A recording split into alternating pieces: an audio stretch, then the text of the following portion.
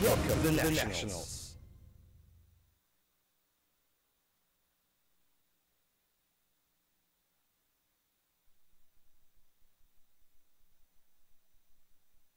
Here with me today, I am Juicy Brucey, and of course, accompanying me today for the cast, we got Seth. Yo, Seth, what is up? Pretty excited. I think we have a very good matchup today. Of course, we have seen the games earlier. Oh, yeah. Whew, those super black holes good. from There was excellent performance from Signal Ultra, though. They know when to close up the games. They know when to actually just do it right, super smooth. We got that Rubik's Seal right there with the black hole. That was one of the major highlights of the game that happened just a while ago. Indeed, taking down Happy Feet 2-0. Yeah, 2-2. Oh, that means, does that mean that Happy Feet is going to be in some kind of bad position right now in their standings according to points? As of right now, I think they're currently the 5th, so they're at the last spot. But of course, we do still have some hope, because what's going to happen is that this is a double round robin tournament. Okay, all right, there we go. For this stage, it's going to be a double round robin. Teams are going to be playing against each other twice. So all in all, a total of 4 matches against each other. So that means it's kind of a revamped way for them to make up for the losses that happened just a few games a while back, right? So that means if ever they kind of win 2-0 for Happy Feet, they might still get the shining light for the Nationals right here right now. That is true, but now it's a very interesting matchup today. We're going to have Bren Epro, of course, a name that is unfamiliar for like mainly for Dota fans. Of course, we've seen their success for mobile games and such, but right now, it's their, I would say it's their first Dota team based right here. So, that is correct. And they're going to be going up against Suha Execration Punishers, which for us Dota fans, even in the international scene, we have seen these guys come into the internationals itself. Way back. That was way back. Even 2014. So back in Dota 1 days. Yeah, so there are veterans. There's also some young bloods on the team, and we're going to be introducing them later on. But as for right now, the standings are now on your screens. Of course, still in the lead with 10 points. We have PLDT, Smart, Omega, Signal Ultra Warriors clutching in that victory 2-0 over Happy Feet. They're at 8 points, and of course, Bren and Execration, they're going to be tied at 3rd, while Happy Feet will be knocked down to 5th. So as you can see right now, Happy Feet is actually on the last spot with only 1 win in the bag with 5 loses. If ever, they got to make sure that on the next game, they're going to be having their best performance so that they can at least finish up to 3rd, maybe. Yeah, so the thing here now is that they have to actually secure at least 1 win over each other, so that like it's fair, right? They both stay at both stay tied. But if ever a team goes 2-0, then that's going to make all the difference. It's going to balance out, that's of course. For a season 1. Yes. Yeah, it's for a season 1. I mean, so it's for the first part of this round robin. We're still going to they're still going to be facing each other. All right. So looks like this time we're going to be having a face-off of Bren Epro and Suha Execration. Now, being said right there and that, we have just received news that Suha Execration is actually swapping out their players. But before that, this is one of the top 3 heroes on the game. Yep, of course, we've seen a lot of Oracle come into play. 58% pick rate, so more than half of the games played here at the Nationals have included that support Oracle. Of course, Puck, that'll never go away. That is a Philippine classic right there. In the mid lane, where he just dominates and steals runes. And tied at 3rd, we have Juggernaut, Rubik, and Shadow Shaman. So these guys are, of course, very consistent. 42% pick rate. Most kind of a so-so way for these heroes to actually appear here in the Nationals, though. But I want to talk about Oracle. Oracle is one of those heroes that, you know, it's a very big sustain for all the team fights. That's correct. You land on that false promise perfectly and making sure that the team fight will actually turn around. I mean, that false promise is one thing. Everything else is the purge, the heals, the fate's edict. That's also a disarm. So there are things that just come into play when you're playing at this level. You know, at this level of Dota, at this high of a caliber, that what happens is you have to demonstrate that you are. So playing Oracle or having someone draft Oracle for you just means that you can do it, that you are a skilled team. And being able to win with it and pull it off. Well spoken right there, Seth. So yeah, that's it. It looks like we're going to be checking out also the top 3 bans also of the gameplay. I don't think we do have that yet. I don't think we do have that yet. But what is actually going to be very interesting is this matchup, because we've seen them face against each other before. We've seen this happen before, and while it did go 1-1, this time it might turn out a little bit differently. All right, so there you have it, ladies and gents. Looks like that's one of the 2 cents that we have right here. For the meantime, let's take a short break. We'll be back after this.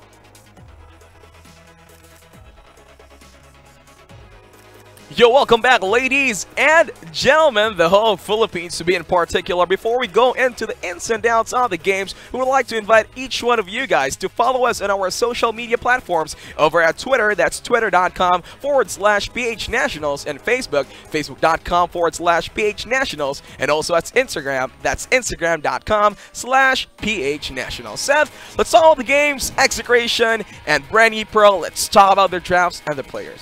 I'm heavily excited. Oh, you're heavily excited. Draft-wise, I'm heavily excited. Yeah. There are a lot of things that we haven't seen come out from Bren. Of course, they're a relatively new team, so not all the other teams. Not that stats that we can see. Yeah, Actually, there's not that much research that the other teams can do about them. However, for a recognized name like Execration, or we can see their stats. Yeah. Bren has all the research that they need. There's more resources. Exactly. To be able to just draft against them, play against them, check their replays and whatnot. But I think with experience, of course, Execration is going to be able to just completely adapt. Duke it out right there. Come up with something new that they could use against Bren as well. I would say one of the greater things of being a newbie team I would like to call these newbie teams as the dark horses. Because you'll never know what is actually in their minds, what's their kind of gameplay. We have seen for, I think, around 3 days of the gameplays already. Bren Epro has really maybe shown up a bit of their drafts, but that's not 100% of what they can actually show off. Exactly. Got Rise, Scarlet, Goldie, RQM, XO, IC, and yeah, about those kind of drafts. Maybe kind of surprising for Execration, but as you have said, the experience right there is going to be jumping out of the bag and trying to, the adaptability of these players could really play out well. Exactly, and of course, like it has been a few days since, of course, the Nationals has started. We've only played a handful of games, and so what that means is that there's going to be enough time for a meta to develop, and we've yet to see who's going to be at the forefront of that meta that's going to be developed here at the Nationals. So for the Execration Punishers, we have Green, BHM, Kimo, Yaha, and of course, Japo. Yeah, we have seen Kimo actually being there on the Dota scene for quite the longest time. A very, very super spectacular captain. Talking about that, we get Yaha also has been in a different kind of team before I went back to Execration. And yeah, it's all about experience that Execration can really duke out in this game. Yeah, it's the versatility that these players have, and that's something that they have attested to, their versatility, the way that you can place them in different roles. Like Yaha has been playing 2, has been playing 4. That kind of switch around that you can apply to different kinds of matches with different kinds of teams against different opponents. And plus, they also relatively have young blood, so they also have Japboy there, so that he's technically their star child. Star child? You call them a star child? Lightning fast reflexes on the kid. Plays an amazing carry. And as right now, head-to-head, we're going to see the stats on screen, and we're going to show them to you guys. Win-loss ratio, that's 2-2 for Bren Epro. As for the Execration Punishers, that's 2-4 already. So hopefully Execration with these extra 2 losses that they have, this is not going to affect their performance right here.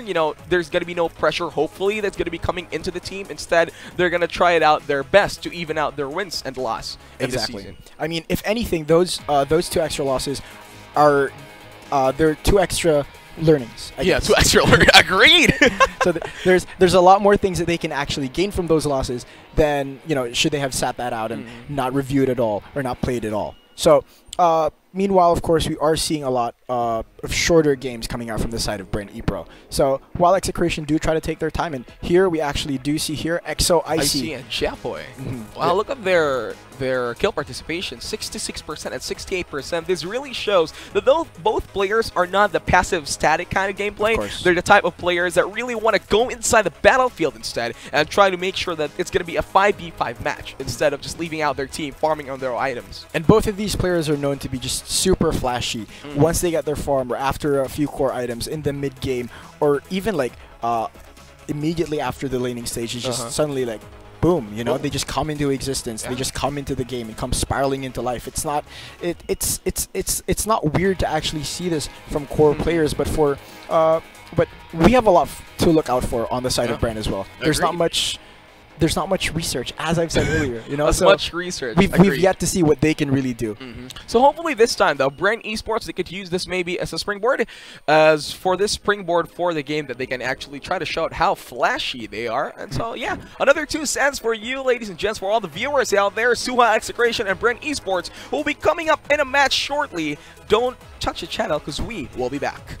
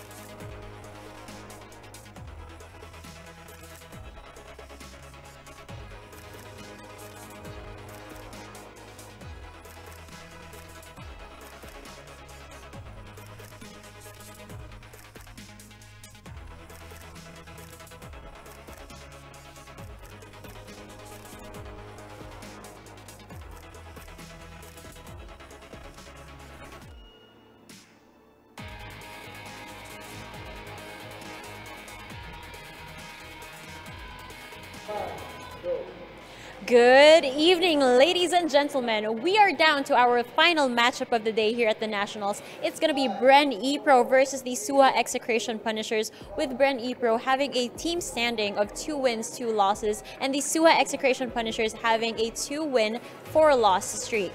Now, the team Suha Execration Punishers are ready to go head-to-head against Bren Epro, while Bren Epro is ready to show the veterans what they've got. Ika nga ng Bren Epro, sila ay palaban. Now, I'm sure you guys can't wait for some of the action behind this matchup, so let me send you over to Seth and Juicy Brucey, and let's get on with the games. All right, thank you so much, Laika May. I would like to call her the court sidey. Don't. I'm not doing that, but anyway, there you have it. We have seen and we have known which players or teams will be duking out right there in the defense of the Ancients. That's Suha, Execration, and Bren Esports. And Seth, your thoughts on their drafts, and can you please analyze for us how strong is this matchup? Of course, that is my job to do. First, how strong it's going to be? Well, it does depend, of course, on the opening picks or who gets to pick first. But of course, before we get to that, we need to get a little bit into why they need to draft. So technically, in comparison, it's kind of like chess game. It's kind of like a chess game where you decide which pieces you actually put into play, which pieces you need. Because I've heard professional players back then say that there are two matches in Dota, one that's drafting, and then second, the actual game itself. Yeah. The interesting thing about that is that draft-wise, it dictates how much of the game you can control. It dictates which lanes you go to, what towers you can take down, what objectives you can take, which heroes you can kill, you know? And all that matters because you're trying to take down the enemy Ancient. How do you get there without taking all of these factors into consideration? So, for example, you get out-drafted. How big is the percentage that you guys will be going up against for the win rate? If you get out-drafted, you think you can still win, or is there a sliver of chance that you're going to lose? I'm pretty sure right now, at a tournament like this, an out-draft is near impossible. Near impossible. Near impossible. The main reasoning behind that is that these teams are super versatile. They can change their drafts. Agreed. They can change their playstyles on the fly. They know how to adapt. So no matter who they're playing against, it'll always be, in a way, still a fair game. All right. So But we do know at the end of the match, it's still always going to be crucial mistake. It's still going to be a good game, if not a fair one. Agreed. So we have seen right there what's the importance of drafting, and yeah, I think that's all about it. This is how it's gonna go. A captain from each team drafts a lineup of 5 heroes and a total of 6 bans, right? Yep, a total of 6 bans for each team. Now, each team bans and counterpicks heroes to gain an advantage in the match itself. So that's how it actually goes. And each drafter is responsible for the team's strategy. Matches can be won or lost in the drafting stage, as we have said. And hopefully these captains out there have done their research, have done their scrims inside the bots, just to try out, you know, even read patch notes, just to stay in the meta. All kinds of preparations, actually. Because I would say right here, right now, that even in the games, be it LAN or international or even the nationals itself, it still boils down how do you play with the meta. That is correct. And now, since of course we're talking about developing the meta now, I really think they should focus on banning out Oracle because both teams can utilize the Oracle pretty well. We've seen both of them play the Oracle. One team, of course, can utilize it more than the other, and I honestly just do not want to see it played if it's not perfected yet. Agreed. You know? Yeah. I think that most of these teams are trying out the hero because they want to prove something. We can play with the Oracle, or they're making a statement like, if this Oracle game goes well, the next few games you'll play with us, you'll have to ban it. The next few games that the people who are watching this play with us, they're going to have to ban it against us. That's what they're trying to do. So effectively, waste the ban. But of course, that's the importance of, you know, having a rock-solid foundation for your team, or a team captain. So basically, for the side of Suha Execration, we have Gimo, and on the side of Bren Epro, we have Goti. And while, of course, Goti, I think, is a bit untested, I think it's a super fair matchup still. Alright. So yeah, there you have it, ladies and gentlemen. We're going to be going into the drafts just to see how the chess match of Bren Epro versus Suha Execration will go on. Seth, this is your job. You're getting paid for it. Analyze for us, please. Yep, so on the side of Bren Epro, we're going to have Goti to do the draft, and the first ban is going to come out to them. So what's going to happen is after they ban out the first one, which is the Razor, instant profit ban, actually. Oh, yeah. Coming out. And this kind of Nature's Prophet ban, you know, people have played it, players have played it as a position 4 instead of, you know, the most common usual offlaner. A 5, actually. Yeah, position 5. Actually, position 5 for the Nature's Prophet. Very strong presence in the map, can actually TPN forward, so much sustain, he can even just try to zone out and die in the process, but still go back into the same lane where he is with the consumables that the team actually needs. That is correct. So aside from being able to ferry regen, you know, being an effective second courier for the team, he also does a lot of harass. Those trints are very annoying, so you don't want to deal with that as a core, as an offlaner, and you just want to take him out completely. Execration is well known to not actually favor playing against the Earth Spirit, but whenever they do have the chance, then they're going to take it for themselves. Bren Epro, the other hand, they choose to ban out Bat Rider, Bounty Hunter, and Razor. So My thoughts on this: if you first ban a Razor, you're either going for a Juggernaut pick, which is again one of our third most picked heroes. The Bat Rider, 6%, right? 30. Somewhere there. Somewhere there. The maths are off me right now. But Bat Rider as well, the ability to just put someone out of position real quick. And we have the Bounty Hunter. So, of course, Janata is very annoying to do within lane. Both drafts right now... gold. Yeah, both drafts right now are just very centric on laning. You don't want to be very... You don't want to be very... What do you call this? You don't want to have a one-track mind when it comes to drafting for your opener. Because the thing that's going to happen here is that after this last ban from Execration, Bren Epro are going to come in with their first pick. And that's going to define what the rest of the draft is going to be. The ban on the Troll Warlord. Yeah, there we go. We have seen the static performance of Troll Warlord right there. The past few games. Yeah, melting down the towers easily, get that Battle Fury in around like 13 minutes or so, and there you have it. That's going to be a good game, maybe, if ever you're not able to control down the Troll Warlord. Of course, that ult is just super strong as well. Not allowing him to die. Not allowing him to die. A man is literally too angry to die. Yeah, too. It gives him extra life steal, you know, just...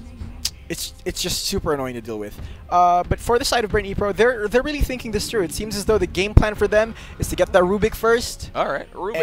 And surprising that they choose out the Rubik first, even though they don't know what steals. I mean, what spells can they steal out for Execration?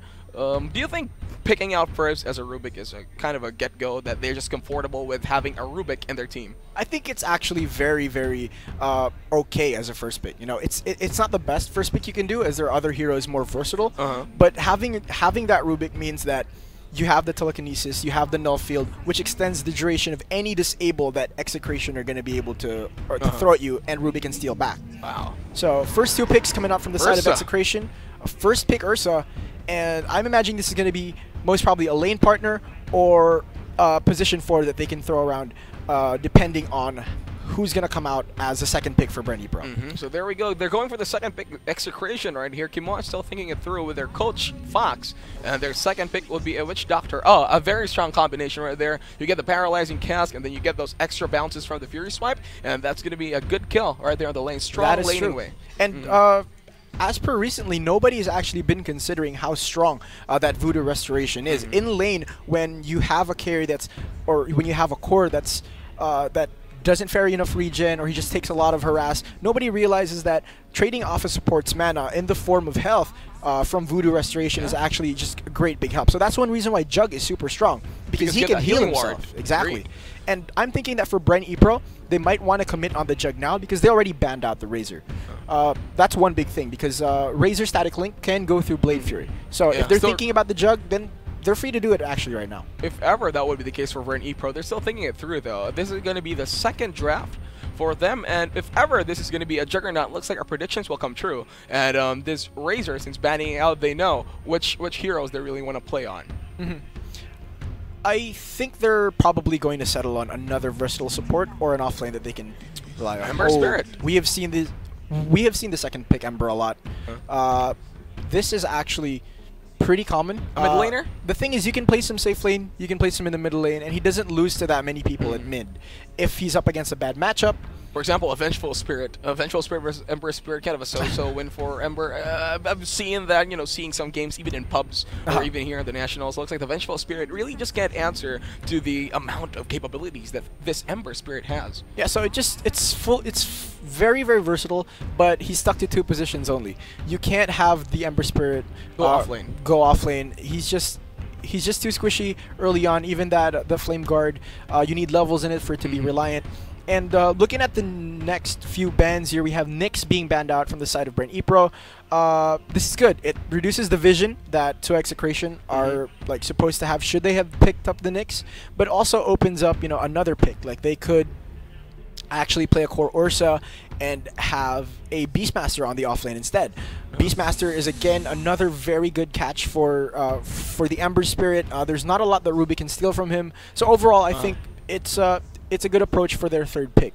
Alright, so looks like Witch Doctor is going to be in a safe position here, having Bren Epro canceling out the Nyx Assassin for themselves. Looks like this, you know, Witch Doctor often stays at the back lanes, especially on the fights. So now that there's going to be an absence of the Nyx Assassin on the draft, looks like this Witch Doctor going to be played out by Kimo, I'm pretty sure, is going to be feeling super extra safe for the meantime, unless we have seen the next picks chosen from Bren Epro. Yeah, I think so too, because what Bren Epro does by banning out Nyx is basically a double-edged sword.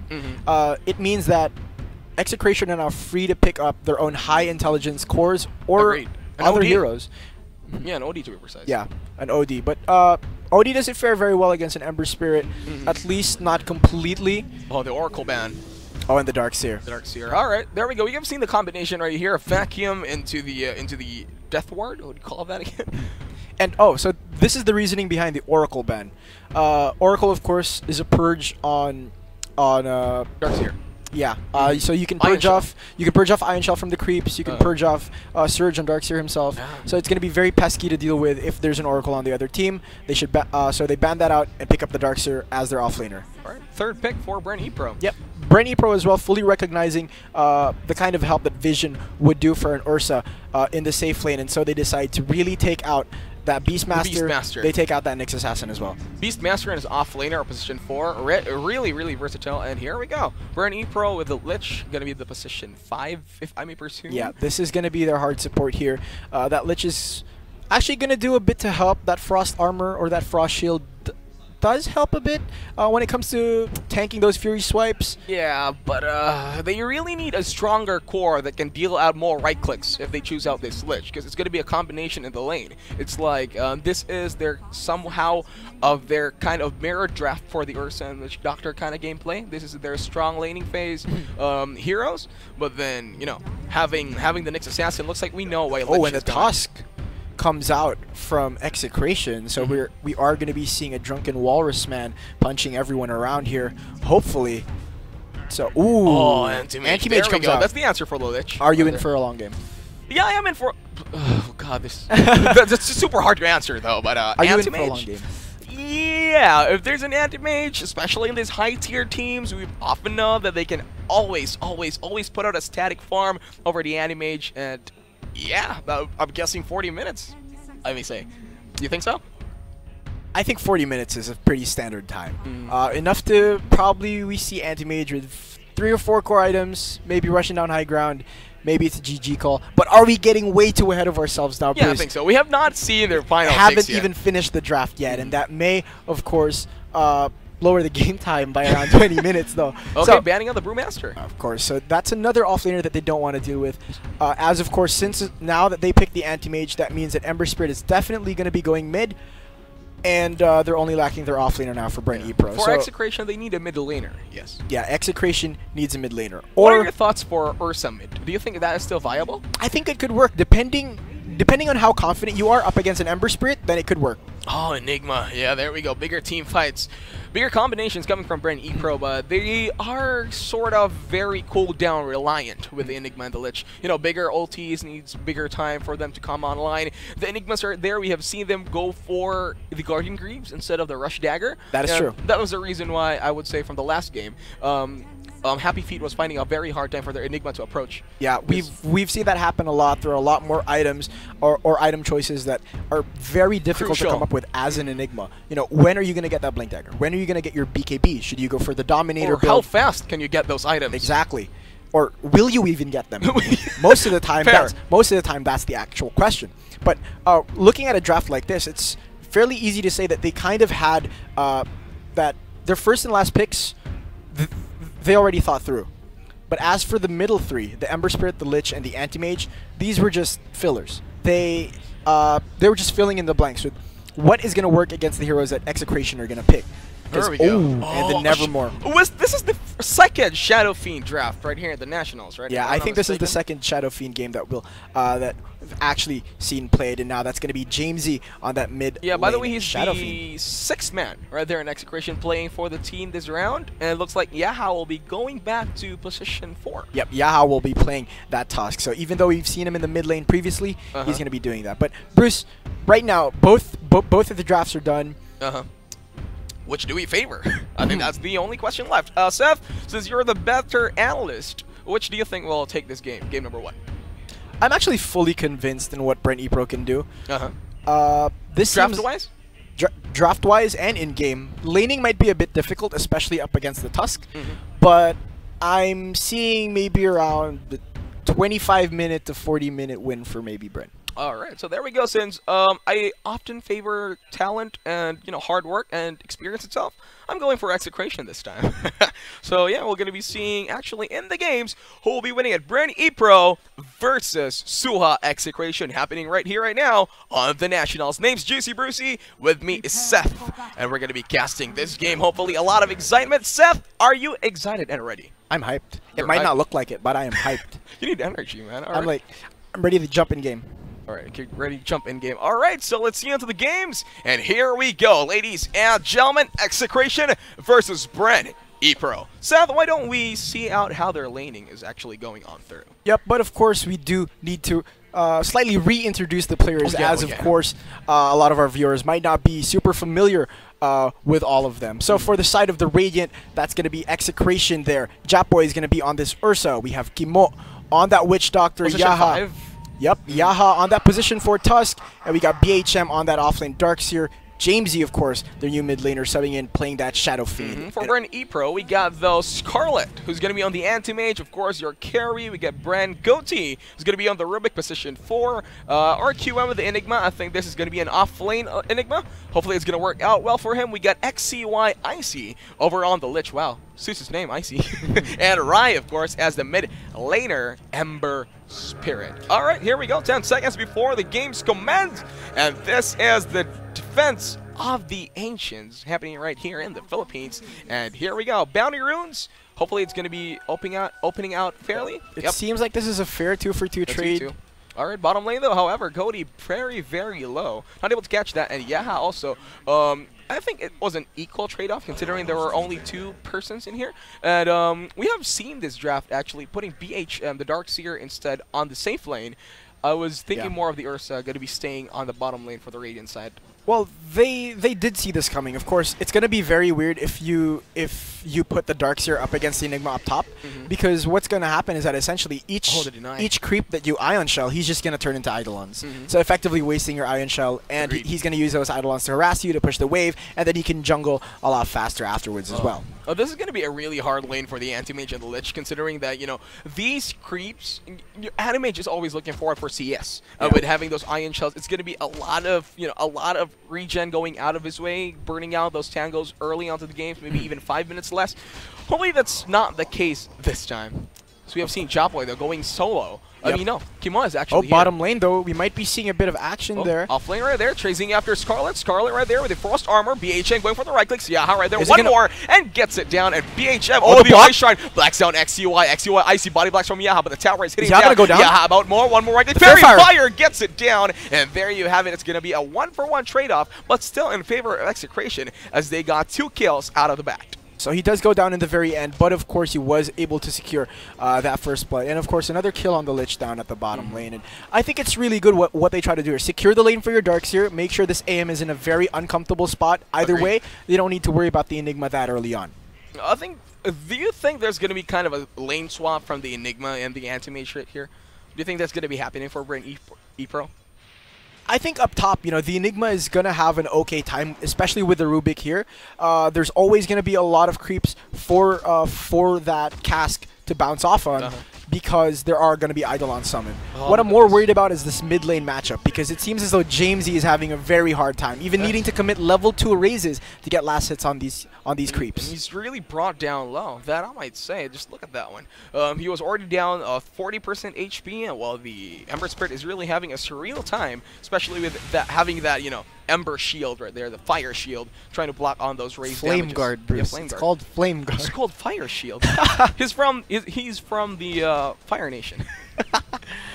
But top lane, though, we're seeing just constant harassment. Oh, there we go. Dragging to the tower. Being brought down, but that's not it. Oh, Kimo is going to be having a...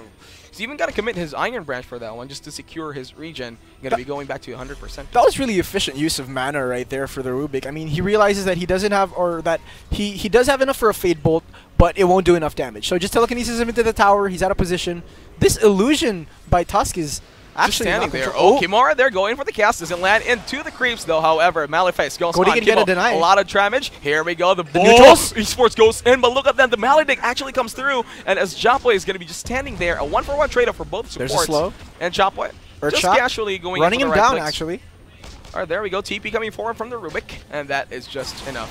Oh, Malefice comes in through, but that's not it. Frost Armor going into the Anti-Mage. BH in the main target. He's got no mana, though. Let's look at this one. Oh, actually, top lane. Japoy goes down. I think that was overzealous for Ursa to be in there. Yeah, there's just way too many idle launches hitting him so frequently. Enigma had that Malefice up, and the Rubik TP'd in to telekinesis him and Fade Balled him in to finish it off. That's a lot of chain stunts, actually, for the top lane. You got the telekinesis, you got the Malefice going on there. Exactly. So that you can control the Ursa. And, of course, the second and third instances of Malefice are instant. So aside from being chained up, they're going on to shot going in, Requiem. trying to juke it on the trees. Here comes the Malefice going to Kimo, goes in for the paralyzing cast. RQM the main target. Japoy might go in for more light clicks. Here comes the Earth Shock once again, but that is not enough. Yep. RQM still survives. However, bottom lane though, too one bad. for one Dark trade. Seer just died. It's a 1-for-1 trade the bottom lane, or will it actually be a 2-for-1? Scarlet going in for. Yeah, will he blink in for this? Gets away. He blinks out too. However, another top lane. There's a lot of action going in right here. And we're all missing it. I mean, actually, I won't blame all these teams. The super respect right there, but the super kind of aggressive kind of play style. They don't want to play the super safe. They want to go out there and just jump into conclusions just to make sure. And as you have seen, BHM even commits the surge just to be safe away from this Frost Shield. Just to run away from that. He doesn't want to lose any more mana to that mana burn. Main reason because, like, who wants to? All right, here we go. And it does more damage to his HP pool as well. Just look at this, the Malefice, though. The instances of that Malefice is really, really fast. And it's such smart usage as well. He's using it to interrupt the Ursa's last hits. Yeah. All right, can we see the creep scores once again? We're going to be checking down the mid lane.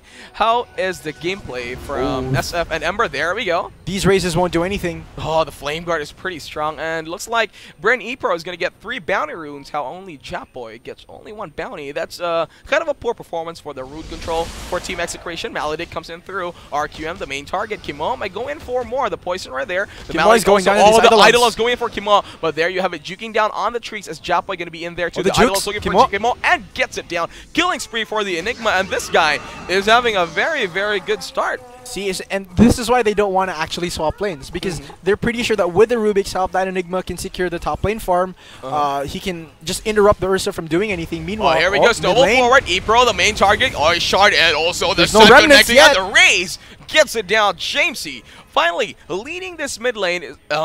Fabulous rotation from Yaha, by the way. Yeah, so it was actually really good how they decided to time that before the Ember Spirit hit 6. Because once he does, the possibility of an escape with Fire Remnants is just... It's he could conserve his magic stick charges right there just to make sure that he's going to be getting away like really super fast. Exactly, and I like what they're doing here now. Requiem has moved into the jungle. He's farming the newts while allowing a free lane for the Rubik. At this point, that Ursa... 3 levels. Yeah, that Ursa is kind of neck and neck with the Rubik. 1.9k net worth against the Rubik at 1.5, and that's your position 4 as compared to their position 1 Ursa. So intercept right there. That's very worrying 6 minutes into the game. All right, Kimo might be going in for more pulls, but actually intercepted by RQM. It's about Goatee's right there. 6. Here we go. The paralyzing cast goes in, but doesn't land on both. Here comes the telekinesis forward. Kimo, the main target, pretty low. At Japoy just wants to punish these players, but that would not be enough. Bottom lane, however, a bit of an action. Frost Armor. Tusker goes in for the snowball forward. Nice mana shield. The mana shield right there goes in. Yaha, the main target. Frost Shield once again. The tag team blinks away, and that would have been Ice Shard right now, ready to punish once more. XCY with the Fairy Fire. BHM goes in for the Surge and a bit more right clicks, and the Iron Shell gets him down. Scarlet, he was able to get away. That was very nice use of the counter spell from Anti-Mage. It gave him a lot. It gave him a lot more time to kite him down. Yeah, honestly, I think the Lich should have ran away. Japoy telekinesis forward though. RQM on the back lane. He might go down. He had the Black Hole. Will they commit it though? Oh, there we go. Jopboy goes for the right click, jukes on the trees, but not enough. Magic steps, charges right there. Earth Shock goes in. Just a bit more. One more right click, about to get it down. Jump lands on it too perfectly right there. And it looks like double kill and a mega kill for RQM. And what a play. That was super patient of this guy right there. He did not commit the black hole just for a single target. When he saw Kimo right there, hoping for the juke, gets it down. He just waited for that perfect moment to be able to catch Kimo right on the edge of that black hole. And, of course, you know, it bears fruit. In the end, he gets 2 kills. He's much closer to the first core item that he's going to get. And that also means that Ursa is just going to have a less fun time up top. Oh my god, this Ursa, we were hoping him to get a static performance right there. I mean, a very fabulous performance, but that is just not the case. Bottom lane, however, the root comes in. Behome, oh, there we go. The mana very timely mana with the creeps coming from the Dominator with the Iron Shell. Oh my god. There we go, 1-for-1 trade-off. Off lane, super wise. Oh, there we go. Top lane, a bit of an action. James C with the rotations. Raise on forward. Rai also goes in for the TP. 4 people already on the top lane, preparing that remnant just to make sure that Rai can get a sweet escape. But Yaha is right there, waiting for the perfect target. Japoy, looking forward to see. Pinks are coming in. They can snowball for this. They won, but there is a remnant. They need to give up this tier 1. So they're going to give this tier 1 Execration 8 minutes in. It seems like the good play. Shadow Fiend now has max raises. The next wave that's going to come in, all he's going to be doing is he's just going to... just look at this. A replay coming in through. That was a perfect time right there, right? Yeah. Waiting for the perfect This was timing. a really good black hole. Catching that Witch Doctor on the edge, being able to secure that double kill. Of course, after that black hole, he just becomes a huge threat in the eyes of Execration, and they decide to just dive him up top, send 4 people up there, while of course they leave their Darkseer to farm up. Alright. Oh, Kimo is still falling behind levels. Level 10, still level 4. I mean, 10 minutes in, still level 4. He really needs that depth ward with him. Yep, and now we see a 9-minute Midas coming out in Enigma, and the first smoke of the game, I think, is going to come out from Yaha. Leading the charge, Kimo out the back lines, Japboy right in the center. Ready for the snowball. They're looking for the Enigma. They know that the Enigma is on the jungle. Yep. See the Eidolons, though. Yeah, how the smoke breaks, though. Already, RQ. Rai's right here. Black hole. Here comes the Earth Shock. There we go. The snowball gets him down. The Ice Shard, too. Rai on the back lanes, but he won't be able to do anything for the team. Does he actually have a remnant planted elsewhere, though? If oh, he gets Paralyzing Cask, I think, goes in. There we go. Rai going in for the chase. He's wasting so much time. Oh, Fire Remnant. A lot of... Yeah, agreed. He just wasted so much of their time there. Just baiting them around when they could have been mid, hoping for that push. Well played right there for the Ember Spirit. Trying to juke out them, kiting them down for the smallest time fall or downtime. Yep. There we go. BHM secures the bounty runes as Anti-Mage securing that arcane rune for their mid laner. Yep, and now actually it seems pretty good because what happened at the 5-minute rune was it was 3 for Bren and just 1 for Execration. Now it's the other way around. We have 3 for Execration and just 1 for Bren. So they're finding their way back here. Post-laning stage, they managed to take down the first tower of the game, and they also let their Darkseer just farm bottom confidently. It doesn't mean that they can just forget about the AM, though, as while he's not yet done with most of the components of his Battle Fury. Still a long way. Yeah, he does already have Treads and that Wraith Band, and he's just going to be blinking all around the map farming. They just need some way to take care of him. But surprisingly, though, for Execration doing really well with the pushes, I mean, with the objective game, they really are able to get it. As bottom lane, Rubik just did die. And Black Hole is up again. Looks like Bren Epro might go for a smoke play or something. But mid lane, however, here comes the paralyzing gas. The Chain Frost actually bounces onto both James and Kimo, the main target. There we go. The Recam gets out right there. He actually gets in. Here comes the jump forward from Rai, but the Raze gets him down. Super superb right there from the Recam. The stick charges, even though the Recam was cancelled. It wasn't enough from Rai. I mean, like, there was a very timely Sinister Gaze to cancel out that Requiem, and once it did come out, Rai still was able to dodge it. But that Flame Guard, of course, didn't last long enough. That Raze was able to take him down. To take him down. Well, good job for lasting super long for that, Shadow Fiend. He was able to make sure that Requiem will actually burst down the Ember Spirit more. Yeah, so while it was very worrying, a very worrying time for him in the mid lane, he was able to bounce back. He's now 3K ahead of that Ember Spirit, actually, 11 minutes in. So it's amazing what 5 minutes of helping out your Shadow Fiend can do. Yeah. Well, that goes props to Yaha. Of with course. That first rotation with that very in mid. timely gank.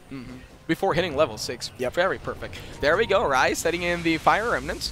Oh, a bit of D-War there. Kimo goes into level 6 already. Yep, that Death Ward is going to be able to zone out a lot of these supports, but then again, you should be a bit careful. If that gets stolen by a Rubik and he goes unattended, it could also spell disaster for the frontliners of Execration. Yeah, as Execration, their only tanky, their only tanky heroes are either the Ursa and the Darkseer. And these kind of heroes often try to go more for the back lanes instead of the front lane. I mean, most of these heroes go for the front lanes instead of the back lanes. Stolen shards doesn't actually do anything as this second tower to be taken down by Execration here. Oh, the double minutes. damage rune too. All right, here we go. Slide of Fist. Oh, it's still connected. Oh, the paralyzing cast got stolen. Oh, that's going to be super useful for them. If ever they decide to group up, Jamesy and the rest of Execration can be in a lot of trouble here on the middle lane. And I think there's actually a blink up on Requiem now. Should he? Oh, no, not yet. He's a bit closer, though. He only has that Hand of Midas. Yeah, they're still waiting for it. A bit more for the dagger. This skill could actually do it. He could walk up to it, but he gets blocked by the shards. Oh, too bad. Oh, here we go. Slide of Fist. I don't think they want to commit to this anymore. They're going to be calling it a chop as... actually, on top lane, looks like this Ursa is trying to have his fabulous time on jungling. He actually needs to catch up more from what happened in the earlier minutes of the game. Yep, he's still 1K behind that anti-mage though, which it is, of course, not the exact spot you want to be in. This is actually pretty weird. This item pickup right here. Yeah. They already have the drums on the Shadow Fiend, and they're going for the drums on Ursa. What this means is that Ursa is going to be just doing his own thing from across the map. Yeah. It's not your typical Ursa play. These guys are not going to be sticking with their... Are not going to be sticking with the Ursa and looking for kills. They're going to be sticking with the Shadow Fiend and making sure he stays alive and making sure that he does a lot of damage in these fights. This Frost Armor is really helping out the Tier 1 survive. Very good play for their village. I think this is a really good call from Execration, actually. Oh, here we go. Yaha goes in for the snowball. RQM, the main target. BHM on the back lane. But the shard actually gets into Black Hill being committed right now. XCY goes in for the taunt, but that's it. That's going to be Yaha popping on the magic stick. Goes in for the water splash. BHM on the back lane. A vacuum wall right there. There's going to be no wall for the meantime, though. Kimo with the death ward coming in. There comes the wall and a double kill going into Kimo. And that was... We were talking about patience from the Enigma a while ago, but right now, he actually committed it on the Tusker. That was actually massive, because you know what I think happened is that they had all the opportunity to put that Darkseer in the snowball as well. They realized, wait, Black Hole is up. If I jump in there with that snowball with you, then he's not going to think twice about Black Hole. So yeah, there we go. Well played right there for Suha Execration. Actually using that surge in a timely manner. Yeah. Respecting the capabilities of their heroes. And now Yasha up on the Shadow Fiend. I think this is going to be some sort of race car build with, of course, the Drums of Endurance, bolstering the move speed along with that Yasha. Yeah. Meanwhile, Rise still having a hard time to kind of catch up. He's not fighting runes as of the moment, and he's still barely got components for drums. Really far away. And this Shadow Fiend, though, we have seen mostly the builds for Shadow Fiend go in for Guardian Greaves, but this time it's going for, the old meta kind of Shadow Fiend, going for more damages. Yeah, the race car build, as a few would call it. He's going for a lot of move speed. We have that Yasha, we have the drums. He's also going for a bit of survivability. With, of course, the treads, you can swap in his strength, and he has that casual bracer, of course, to keep him alive in lane. All right, Ursa sitting at 1,300 gold. Do you think he's going to go for a dagger, or what do you think is the best item for this Ursa right now after the drums of endurance? I think with the drums and the phase, he's probably not looking at a dagger right now. What he might want to go for would be probably the Vlads. The Vlads. All right, so sustainability for all the heroes, and there we go. You have it. Roshan going to be the first objective coming from Execration. They're abusing this so well. They're abusing tag team so well. It does so much damage when you overpower and land those few hits. Look at that. Just look at that damage right there. Plus even the though Fury is tagging swipes. it. Jamesy right there. Oh, wrong. There's going to be no Black Hole for the meantime, though. Oh, here we go. Slide of Fist. Oh, Kimo actually goes in for the Death Ward. XCY, IC the main target. Japoy goes in, pops in the Overwhelm. But that's just about it. They don't get any kills, but they did get their objective, Aegis, putting it into the Shadow Fiend. Yep, and 16 minutes in, it seems as though they are going to be wanting to put the pressure on, as they're already 4K ahead in terms of net worth. Meanwhile, on the side of Bren Epro, Scarlet already has a finished up Battle Fury, working on that Manta style up next. All right, so he finishes Battle Fury 16 minutes in. Do you think that was a timely manner for this Anti-Mage to go in through? I think as long as, Anti-Mage is one of those time bomb heroes, where once he gets that Battle Fury and that Yasha, you can't stop him from getting the Manta style. You can't stop him from getting more core items, unless, of course, you have the draft that's just augmented to deal with the Anti-Mage. Anti-Mage as a 4th pick here is kind of uncalled for. You can't hunt him. You can't really hunt him down with an Ursa if Ursa doesn't have that Basher yet. Or if you don't have the control yet. Yeah. So he's going to be able to free farm a bit for like a few more minutes. Oh, a very, very sneaky ward there by Kimo. That's well played, though. Seeing who's going to be TPing in forward for the rest of Bren Epro, and looks like Execration, this is going to be their next target. And Kimo, well positioned on near the tier 2 tower. Yep, with 8 seconds left on that death ward. Oh, they're going to be looking for it. Sleight of Fist going to be committed. Ice Shard comes in through. There's going to be a bit of a vacuum wall right there. BHM, the main target. And that's going to be it. The wall is going to be a bit just out of mark. Yeah, the positioning was kind of off there. They decided to go for the Ember Spirit first, even though the popped smoke was already broken by the Lich and the Enigma. They can still commit for the tower, but... Oh, the Ice Shard blocks in Rai. Goes in for the Sleight of Fist with the chain, too. Japwai is the back lines. Overwhelmed being popped once again. He's just waiting up there, though. They're waiting for the perfect timing. But, yeah, there we go. They got there. They got what they need. Execration is going to be going away. Yep, so a tier 2 tower is now down for the side of Bren Epro. The main target right now. Rai goes in for this. He got baited! Japwai is there. Actually, it's a bait! And they get it. Ember Spirit is down. Here we go. The Death Ward going in. Also, XCY, the main target. Chain Frost. Death Ward is landing stolen. onto, but it's going to be gone. Here comes the Lich trying to look forward for more, but he's going to escape. But Kimo right there with the right clicks gets it down, and Japwai daggers in forward. Lands in the perfect kill. Yeah, but like... playing like a snatcher there, a thief in the night, running away with your ult is that Rubik. So Godi just going to be very happy with that steal. They can use that in the next fight. Perhaps, of course, with that black hole as well. Even better. Oh, yeah. That was it.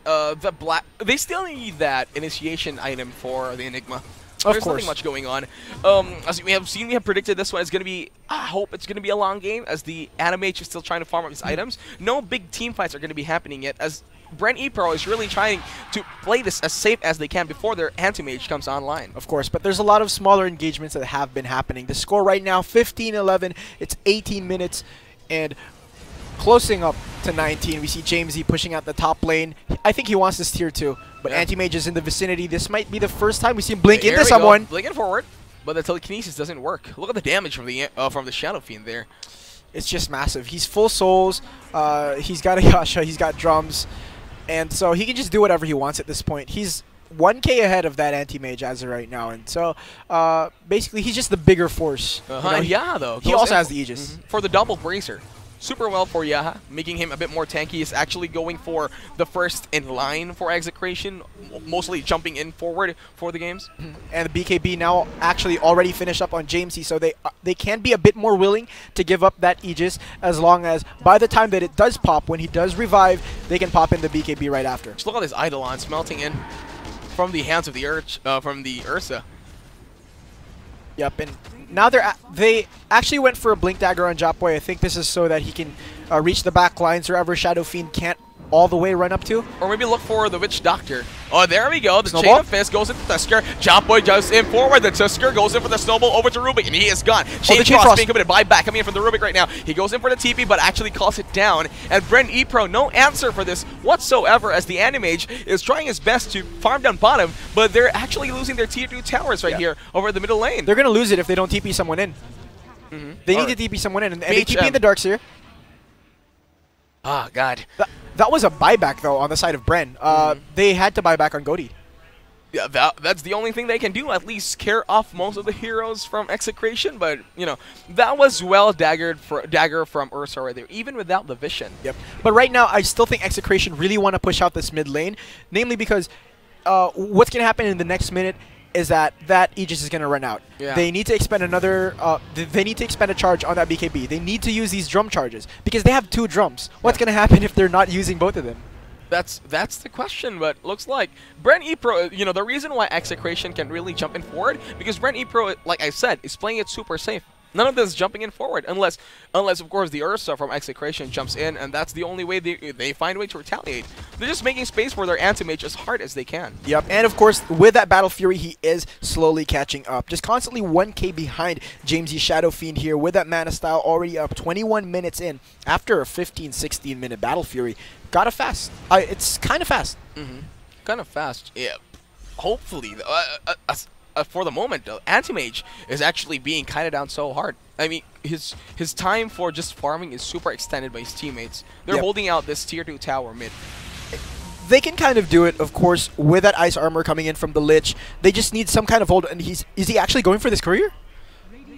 But that's gonna work. No, it's not. Oh no, he's going for the mid lane tower. So they have to TP someone in. The Witch Doctor. There we go. Scarlet, the main target. Malady, the paralyzing cast, and even committed the death dodges ward. it.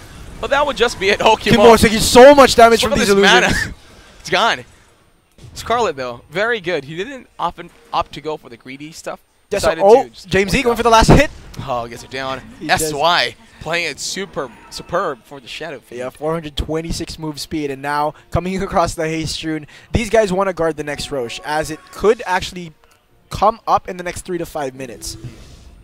That's the only thing right now. Bren Epro still waiting for that Animage to be online. He is online in terms of ratting out the team, but when it comes to team fights, he's got no BKBs. He doesn't. He is not that tanky enough to be dealing with all the burst damages coming in from Suha Execration. The only way he will be able to fight is once he does get that next big item, which is that Basher. He can be he can be relied on to secure the Witch Doctor, the back lines, maybe the Darkseer if he gets low enough on mana. But I'm guessing that's probably going to be after a wall vacuum combination. So he's just going to be the cleanup crew for the rest of his team. Meanwhile, Rai now having just an absolutely bad time as we see the Enigma with that Midas just farming a lot more than he is with a lot more net worth as well. And he's got the dagger too. We gotta keep that in mind. At the moment Suha Execration has got a mistake in their positioning, the Enigma can actually just jump in forward. The Enigma can supremely punish that. Maybe secure at least maybe three heroes in the black hole. Perhaps, and of course they also have that Chain Frost readily available. The Rubik could steal a big spell, could steal a vacuum or a wall, or any of these big spells that Execration have. Even stealing down the Snowball is quite of a it's a very big saving grace for Bren Epro. That is true. But now Scarlet just really looking to finish out that Basher there, as he's going to want to be able to participate in these team fights later on. This tier 1 tower is gone and down. They do have the glyph. They're going to be kiting it. They're going to be waiting for the perfect timing. Oh, they TP in Shadow Fiend though. Shadow Fiend. Oh, Scarlet is right there. The Dark Series is over to Zealous, but he blinks away. Knows the dangers right there.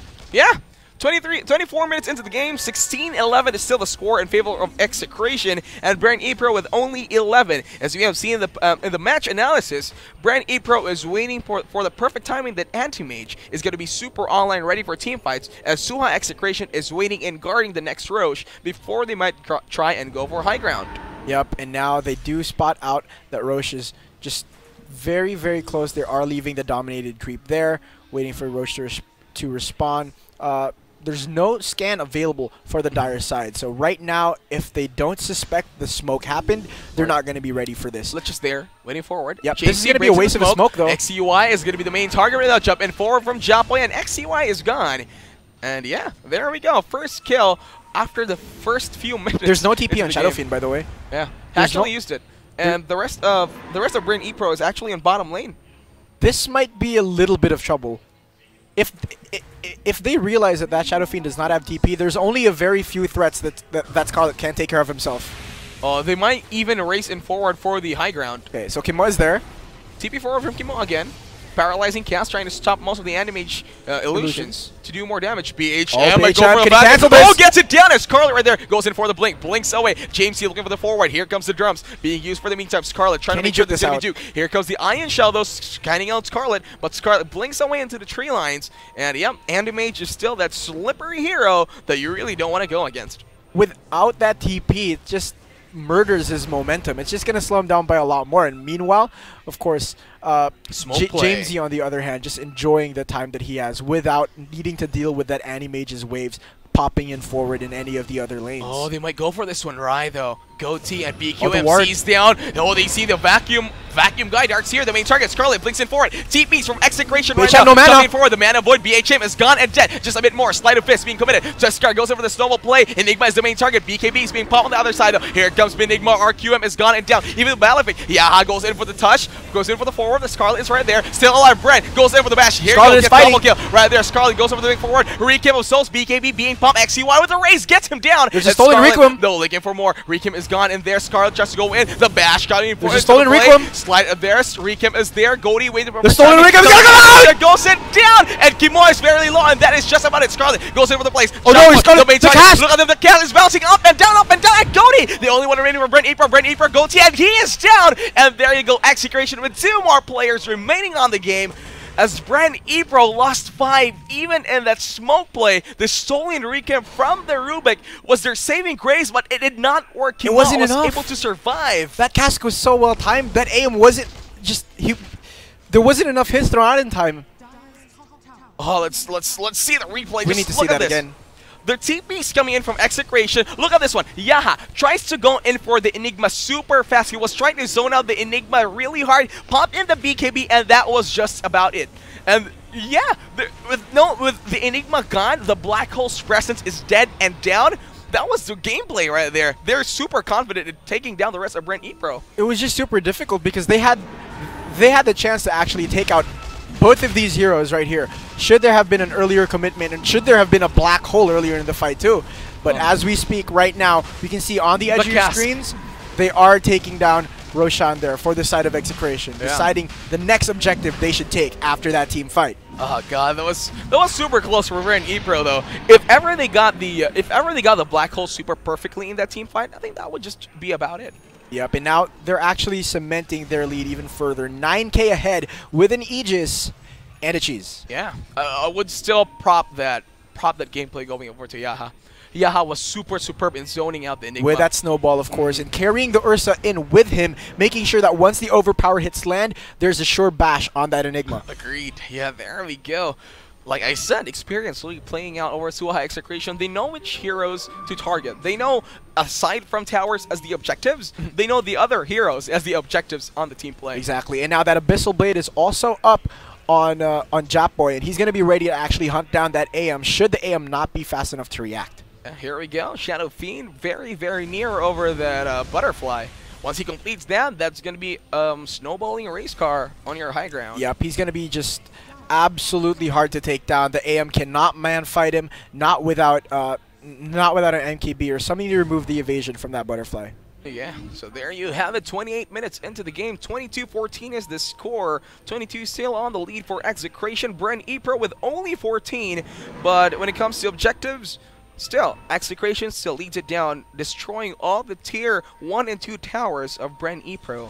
And having their top lane still very, very active. Kimo here is in a very good position. The cask? The cask, oh no. Kimo is just trying there. Trying to count it down. It doesn't bounce.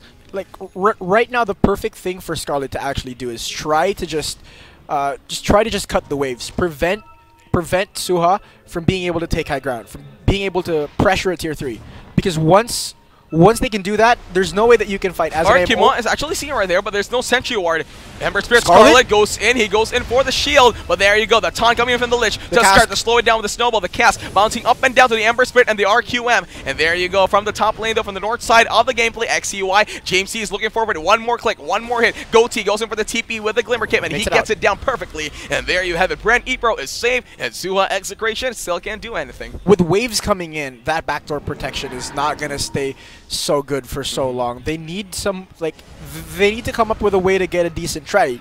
It's either you send the AM bottom or you send him to cut the waves over at mid. Yeah, but that's the only gameplay. They know that Execration doesn't have that lockdown for the AM that well. Yeah, they cannot rely on that Enigma to land a Black Hole now, especially when it can get as easily interrupted by a snowball that's outside of range. But still, this AM is a ticking time bomb. Just look at his items. Completing on the Abyssal Blade, and that is one big team play that maybe Bren Epro can be using as a window and a leeway for the gameplay. This is really smart as well, just choosing to not show himself as soon as the creeps come in, just so Execration are a bit worried about where he is. But should he blink into the lane again, Ursa is right there waiting for him with, of course, the TP. Looks like Scarlet took the plus range on the blink.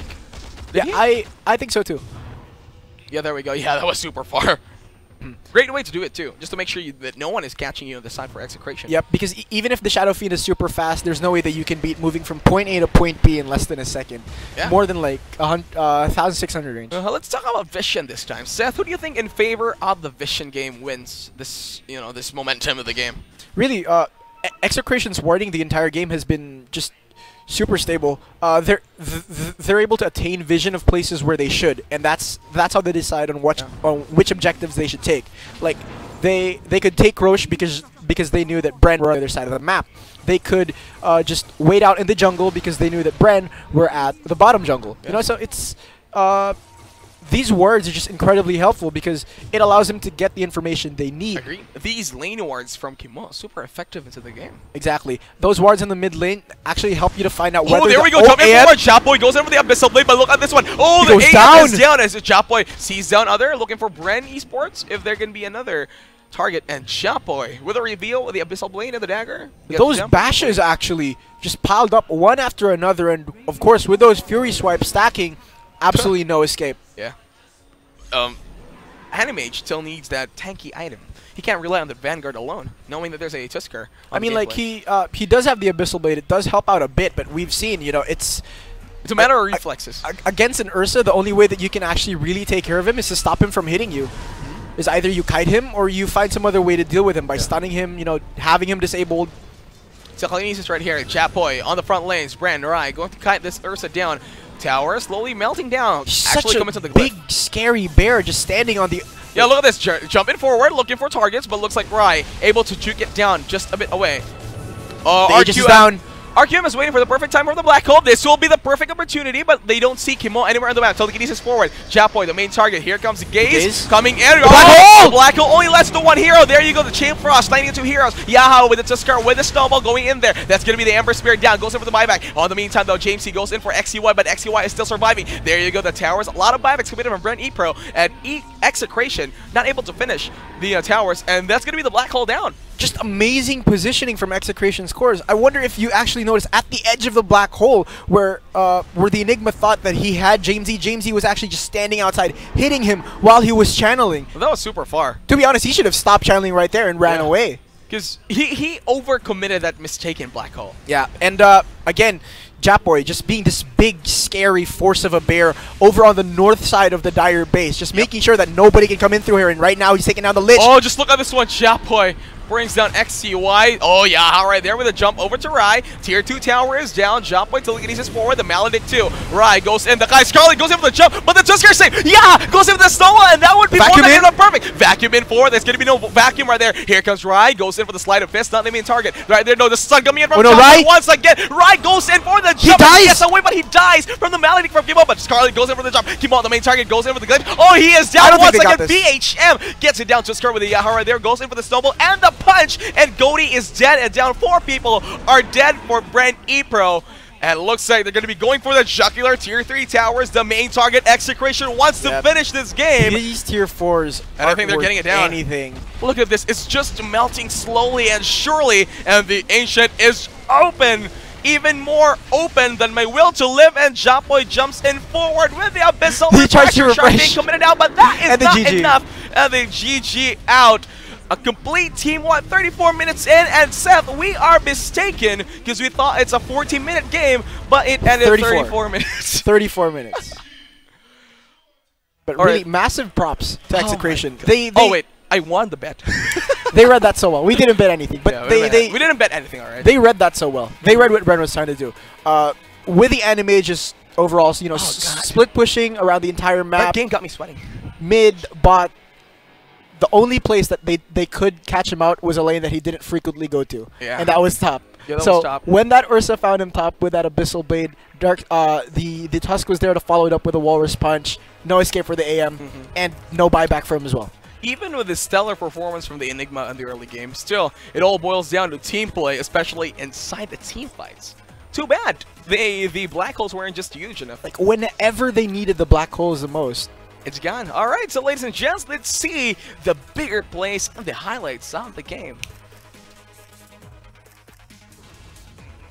Yep, and this was First Blood earlier, as we are, you know, we were talking about how good they actually controlled this lane up against the AM, and this is why, this is what delayed his Battle Fury, since it's so hard to actually deal with this Dark Siren lane. This one too, Kimo with a paralyzing cast, just jumps in back and forth and hits down too with a Maledict. But you know, overall, I think that the main mistake there on the side of Bren Epro was the positioning of their Enigma. Yeah, they really need the perfect position from the Enigma. We didn't see enough black holes that would, you know, try to make sure that the game would be super stable. Because most of the black holes catches only one, except for that one over the top lane when she caught 2. That was the, I think that was Kimo. That was the first black hole of the game. Yeah, the first black hole of the game. But then the rest of the black holes that comes in, it's not even enough. It was just, This one. It was this clip where you see that perfect right on the edge, and he tries to do it again at the mid lane during that last black hole over on Jamesy, but it's just a bit of a stretch. Just too bad. Also, this one too. The dominated creep with the iron with shell. the iron shell Brings it super of course. well. But this is the vision dominance that Execration have. Look at that ward in the top lane, that ward in that top jungle. So what do you think is the MVP of this game? You know, for us, just seeing the games right there, who do you think is the MVP? Me, like right now, I'd actually say it was Jamesy. I would go for Yaha. Yaha zoning out the Enigma perfectly. You know, canceling out those crucial black holes, stopping it down with a shield. Just look at this one. The Tusker snowball save, super perfect.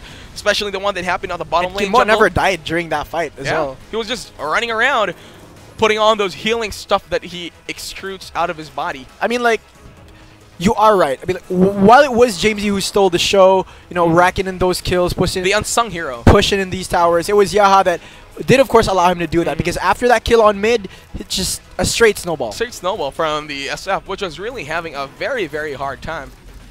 And there you have it, GG. And there you have it, ladies and gents. Game number 1 is just happened. Yeah, 1-0. 1-0. That's going to be putting a point over to Execration, right? Point over to Execration. Oh, finally, and now I'm a lot more relaxed. I was super tight a while ago. It's a very tense game, especially once we got to that 25 to 30 minute mark. I was a bit worried myself because I said it starts at a 25. Bren going to start to come back at the 25-minute mark, but then it didn't happen. Yeah, I thought the Anti-Mage with the Abyssal Blade was the perfect get-go. It was getting close. It was getting close. But Not at all. No. Just a little bit of positioning mistakes that Bren have to polish up on in this second game, because, of course, nobody wants to get 2-0'd. Agreed. They will try for a 1-1 to even out the score and to even out the board. They still have game number 2. Yeah. Maybe to polish it up, maybe choose again their Enigma, or maybe, you know, scratch it off the drawing board just to look for another hero that would initiate for them. They need a lot more. They need something that will work. I think for Bren Epro, they might go for a Tidehunter instead, because it's a bit more sure. The Ravage is a bigger AoE for the effect of the Ravage, trying to control them down. I think they were a bit too reliant on Cooldowns? the AM. Oh, the AM. Yeah, agreed. If it wasn't the AM, they wouldn't be having such a hard time fighting. The AM could not absolutely fight. He would die to the Ursa. He would die if he got locked down by the Tusk. You know, I think he needed a BKB that time. Do you think so? Basher still goes through BKB. So yeah, that too. With the Ursa's Abyssal Blade, things would just get a lot too difficult. You know? Maybe perhaps the Rubik going in maybe with a Yule Scepter? Alright, so there you have it, ladies and gents. That was game number 1 for Bren Epro versus Execration. More action coming your way here in the Nationals. Still got Juicy, Brucey, and Seth. We'll be taking a short break. Be back after this.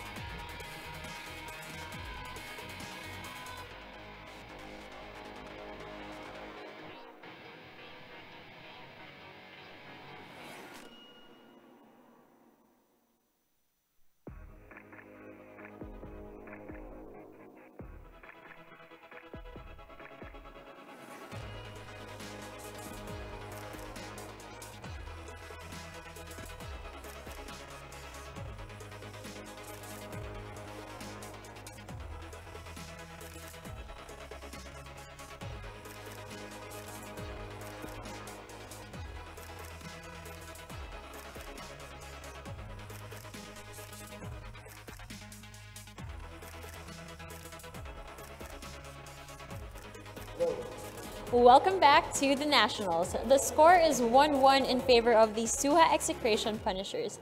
Now, although the Suha Execration Punishers seem like such a happy-go-lucky team behind the scenes, especially of them speaking highly about their brotherhood, it seems that these guys do not take anything for granted and they show that they do mean business. We are starting to witness such an aggressive gameplay from these guys, and it seems like this kind of playstyle is starting to work well for them. The Suha Execration Punishers have shown that they are a force to be reckoned with. So I guess that it's safe to say that the next game is going to be another exciting game. Let's get ready for the next battle between Bren Epro and the Suha Execration Punishers, the rookies versus the veterans. It's time. So Seth and Juicy Brucey, show us the next picks. Alright, thank you so much, Courtsidey Lycamea. I'm keeping that name, by the way, but that is not hanging. Can't you just say, can we pass the juice in?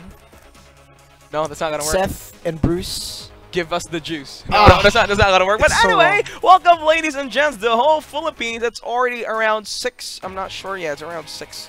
No, I think it's around 7. I think it just became 7. Stop flexing your watch if it doesn't work. I'm not flexing my watch. Alright, there we go. 7 p.m. on the clock, and we are right here right now approaching game number 2 for Suha Execration versus Bren Esports. Seth, what happened last game? Just a lot of mistakes. Yeah, what happened last game is that you know, it's good that most teams are very patient with their decisions. They like to think things through. They like to wait for that certain power spike. Too patient.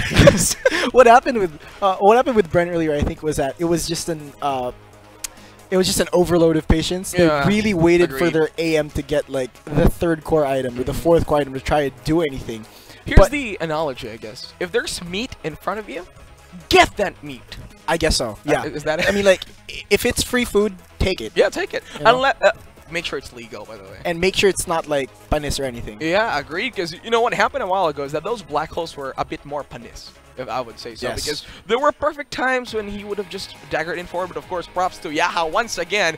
I would consider Yaha as the villain for Bren Esports right now. I mean, last game, because he just stopped every black hole. Yeah, I mean, like, on the path. It just highlights his versatility as well, because we've already seen how dominant he can be as a mid laner, right? But as of right now, as position 4, his core position, this guy is still doing his job, and amazingly at that. So he's a very effective player. I'd like to see a lot more from him during the entire length of the tournament, and I'd like to see a lot more from him, especially with Bren Epro trying to do something about it in the 2nd game. Like, I want to put this in a simpler way. This was Bren Epro in game number 1. This was Yaha. Oh no.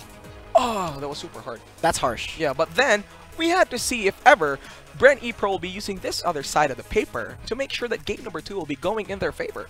I like that. I like that analogy. That's a lot better. Was that super smart? Yeah, well, there we go. Hope it made my parents proud. A mind the size of Metro Manila, most probably. There we go. Thank you so much, Chef. Not Galaxy Brain yet. Still waiting for the drafts to be going up against Bren Epro and Suha Execration. For a moment, though, we thought that Execration was a bit outdrafted when it comes to the late game. Yeah, but the thing is, you know, supposedly that was the case. They were just able to read the game so well. They were also able to just, you know, lock in their power spikes a lot faster. I mean, not a lot faster, but a lot more synchronized with each other. By the time that the Shadow Fiend got his items, Ursa got his items. By the time that they were pushing mid, there was also an opportunity to take Roche. And these are the things that matter in a team game like Dota, where you have to be, everything has to coincide with each other. You have to synchronize. You have to work as a team. And same is true for each and every other team sport out there. Yeah, agreed. So yeah, looks like we're gonna be approaching game number 2 on the drafts. All right, Seth, like I've said, it's your job. You're super good at this. You're getting paid every game for this. You better do it, sir. I think, you know, the main reason that it was a very, I would say, lackluster performance from the Enigma last match, later into the game, was mostly because of the fact that they didn't capitalize on him as soon as he got that dagger. Yeah, agreed. Also, they left out the Ursa. After they thought that, yeah, okay, the Ursa, we kind of got him down. He's knocked down, but in the meantime, he needs to farm. Let's leave him a bit. Let's look for other juicy people like Bruce. Like me, like Shadow Fiend, but that didn't work out. So there we go. Drafting on the way. It's Goatee versus Kimo for now for the drafting set. They're banning out Earth Spirit. Suha again. They don't want to play with this Earth Spirit. They don't want to deal with this Earth Spirit. I'm guessing this time they might want to go for... Oh, actually a respect ban on the Enigma there. That's... Yep, that's pretty good. Nice smirk there coming in from Captain Goaty. The laning phase, though, from the Enigma was super well. Still banning out the Razor, though. Yeah, Juggernaut? So hopes. I have hopes. I have hopes to see a Juggernaut game, or maybe any other carry. Waiting for a Weaver. I would want to see a Morphling. I want to see a Drow. Oh, Morphling, though. Oh, God. If we could see a performance like Nisha from Team Secret. In fact, I think we did see a Morphling like that, a very strong Morphling. It was in one of the games that Happy Feet actually won. It was in the hands of Natsumi. And I'm pretty sure that was against Execration Punishers as well. All right, so there we go. Looks like maybe Execration would not want to deal with that Morphling, perhaps? We're kind of not sure yet. As of right now, I think it's pretty stable. They're just going to go with the same bans they have been getting at. But for Execration, they might want to take their... they might want to give Kim the Nature's Prophet. Agreed. I'm hearing my conscience from the back. Oh, but they decide to ban it out. Nature's Prophet. Can you please give me the Nature's Prophet to, you know, baby Nature's will be coming and play into the map? I really want to see that Nature's Prophet just come in strong right there. Super kiting capabilities, free vision from the Sprout, super big punishers coming in from the Nature's Wrath. Super strong. We could actually also see some kind of cheese coming out from Bren Epro here. By cheese, I mean like they could go all in on like a certain combo. For example, they could go for a first 2 pick, Grimstroke plus Doom. You know? Oh yeah, Grimstroke plus Doom. Grimstroke plus Doom. Or Grimstroke plus Lina. They could try emulating the other teams who've been doing like their signature drafts. They have like Pangolier. We have. Oh yeah, I haven't seen a Pangolier game yet. There have been a few games. I wasn't able to catch them. Too bad. But as for now, I think like they should go just cheese for this game. If they really want to bounce back and make it a 1-to-1, they have to cheese. So it's either the Grimstroke Doom. They could go for maybe an Ogre Lina as PLDT Omega. Legs thrown in their They've been playing offlane. that one. They've been playing the Lina and Ogre. Luna and Ogre. Lina and Ogre is the one that that Omega like to run. Look frequently. at Bren Epro. They banned out the Ursa. They don't want to face up the giant bear again this time. Yeah. This is very worrying actually. These two bans are super good against like melee cores. So what that means is that they might be going for a melee core again this match. They might try again for the anti-mage, or they could they could actually go for as you said, you know, the Juggernaut. It's a very good possibility, especially up against a Tiny, where you have... Tiny, do you think this is position 4 or a mid lane? This might be a 4 Tiny. It's super effective, though. Again, very versatile, so you could place him in any lane. Even off lane, dude. Yeah, yeah. Get the Echo Saber and everything else. Get a tree, slap people with a tree. That is completely possible. So, again, they are first pick. First 2 picks are going to come from Bren Epro, or like the 2 picks in quick succession. Okay, here comes the Ogre. Ooh. Do you think it's going to be a Lina, a Luna? You know, Ogre Magi is super paired well with, you know, supports that really needs those fast right clicks. Juggernaut per se. Yeah, if this is an Ogre, they might think of getting that Juggernaut in. With the Razor and the Ursa bans, plus of course just getting rid of the Bounty Hunter to be able, like, just to take away Vision, Track, you know, all of that. Alright, here we go. It's the Troll Warlord. Yeah. Alright, that's fair. That's fair. This is looking like a pretty good comp already. It just seems that with the Tiny already in play, BKB is just a necessity at this point. It should be maybe your 3rd item. After like a Battle Fury Sanjiash, you should go directly for a BKB. Or maybe perhaps skip the SY, perhaps? Go for Battle Fury and BKB is still that optimal? You wouldn't be fast enough. Maybe if you got drums instead. But you got Ogre Magi's Bloodlust. Bloodlust, yeah. Do you think it's still fine? It's not the same amount of speed though. You'll still be a bit slower than if you went Sanjiash, but it could open up the possibility of a drums pickup instead for the Troll Warlord. Can Bren Epro opt for a Magnus? I think it would be pretty difficult if they still decide to capitalize on the Magnus. They already have 1 beefy support. If they ran Magnus offlane, it's just very hard. You know, Magnus as an offlaner, it's kind of like running your Dragonite mid, where he doesn't necessarily win the lane. He can just like stay in it. You know, he can be static all throughout the performance, like, not die in the lane. Just you know, keep the equilibrium. Exactly. Like it's not a playmaker kind of pick. You don't necessarily pick it to win a lane. You can kind of just pick it when nobody else is going to win the lane, so you need someone to stay there. So if you ever can't counter this hero, because most of its counters are banned, you opt to go for a Dragon Knight. That's what you were saying. That is right. And this Winter Wyvern is actually really good. It's a good counter to, well, it's not a good counter to Troll. It doesn't really stop Troll or ruin his early game. What happens is that it's just a guarantee that whoever he's hitting right now, he'll have to change targets, he'll have to find an MKB, he'll have to get a Maelstrom. Or they ban out the Magnus. It also means that the Winner's Curse is going to be very, very helpful up against whoever Troll is going to be standing next to. Hopefully, though, I mean, this time, I'm pretty sure Kimo is playing this Winter Wyvern. Hopefully, he lands down. I think he nails properly the Winter's Curse. Yes, we did see during one of their first games, Suha Execration made just absolute perfect use of the Winter Wyvern there, securing snipes and kills with, of course, Splinter Blast and Arctic Burn, and very well-timed Winter's Curses as well. And that was also up against the Troll Warlord. So I really think this is something that they're very confident with, Suha Execration. They're very confident with the Winter Wyvern pick in the hands of their captain, Kimo. Bren Epro doesn't really play with Troll Warlord or, you know, I meant the Bat Rider or the Beastmaster. Alright, they've drafted the Pugna. This is going to be a fast bush kind of strat from Bren Epro. Aside from last game, they were going for the late game. Yeah, they can actually just take out a lot of the towers with this Troll and Pugna. Plus, of course, the Bloodlust on the Troll is just gonna mean a lot of attack speed, a lot of move speed. So he can weave in and out of these fights. He can weave in and out of these pushes. In fact, the plan might not even be to get the Battle Fury on Troll. You might just have to just run him as like Drum, Sanjiyash, and do everything else.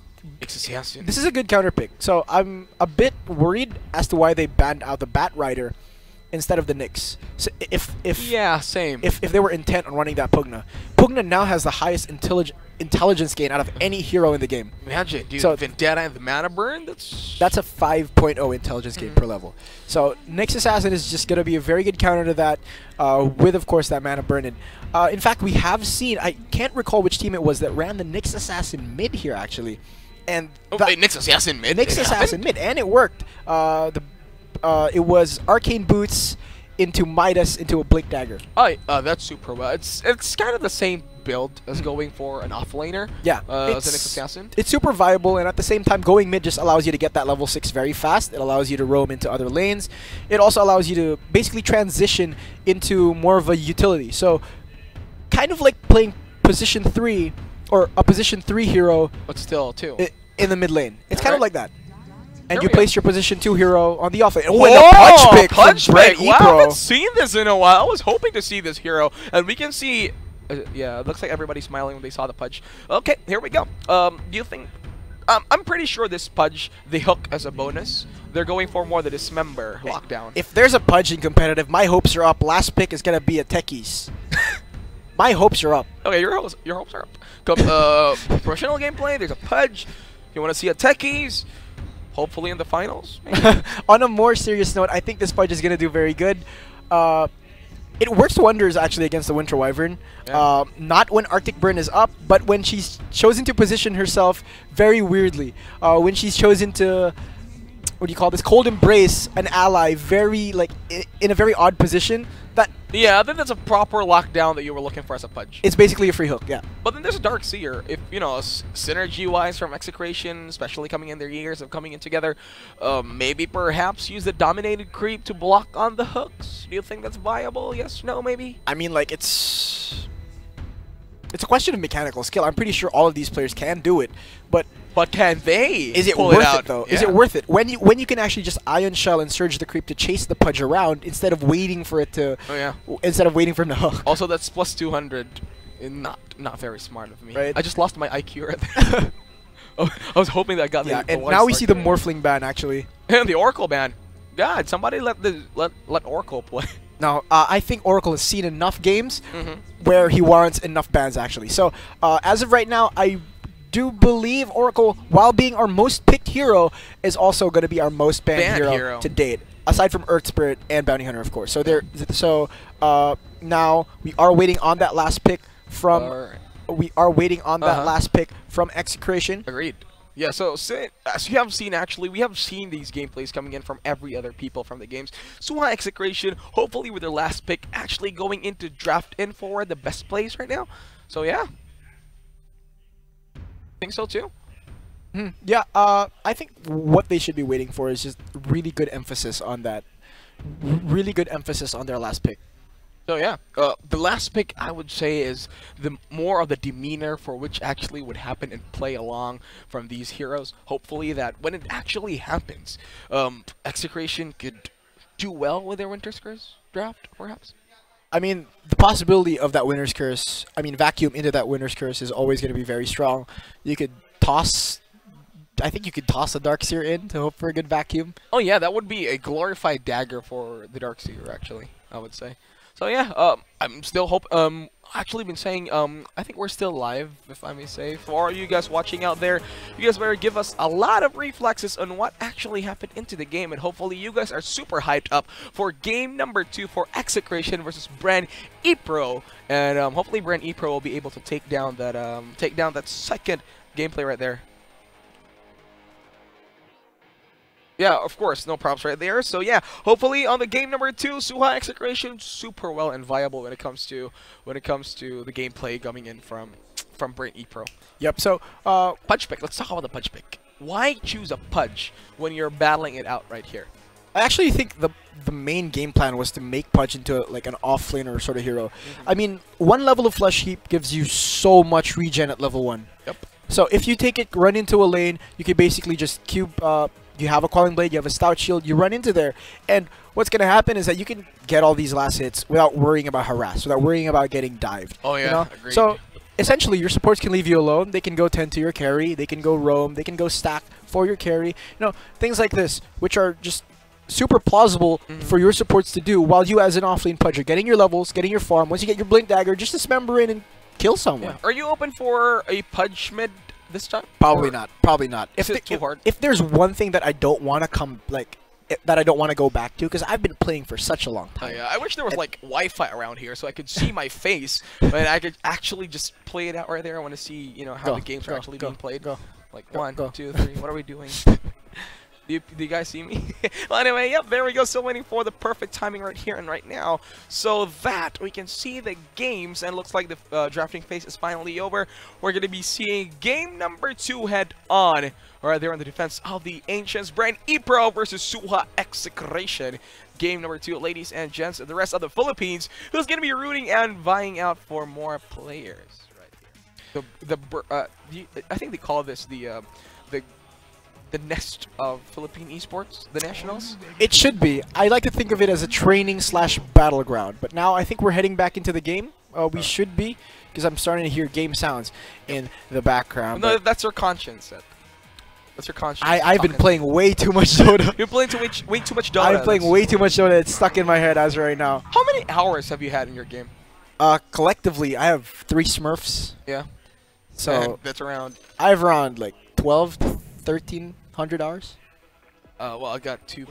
Yeah. No, not 1,300. 13,000. 1,300. 13,000. What? That's a lot. Wait, you're higher than that. You know, there was this professional caster who's got 10,000 hours in the game. No, it's collectively. Oh, so collectively. Sometimes I leave out accounts just online and in-game. All right, I get that. And I have a lot of accounts. Still waiting for the in-game view of the games. Hopefully, though, Bren Esports will be delivering a game number 3 for all of us. Game number 3. This is a best of 2. Oh, it's a best of 2. I mean, it's still the group stages, so it's 2 matches. I mean, it's 2 matches per day. That's the schedule. And for both of these teams, they'll play 2 games against each other. Most of them are just laughing, by the way. Why are you guys laughing? My conscience is laughing at me. They're spamming in chat. Oh, they're spamming the chat wheel. Right. The haha, the laugh. Okay, the laugh react. So, if ever Execration wins this one, they're going to be going into 3rd place directly, right? Yep. It does seem so. All right, here we go, ladies and gents. Defense of the Ancients commencing in 5, 4, 3, 2, and 1. Yeah, there we go. Wow, smooth timing right there. Here we go. A bit of a pause. That's a bit sad. Console, no one hears you. But as we did last game, we are going to be introducing the players while we are in this quick pause. Oh, yeah, and also we're going to be ranking it down their fashion statement. If ever their sets are super nice. Yep, so now this time on the Radiant side is going to be Bren Epro, and on the Dire is Suha Execration. For Bren Epro, we have Scarlet. He's going to be on that Earthshaker, so he's not going to be...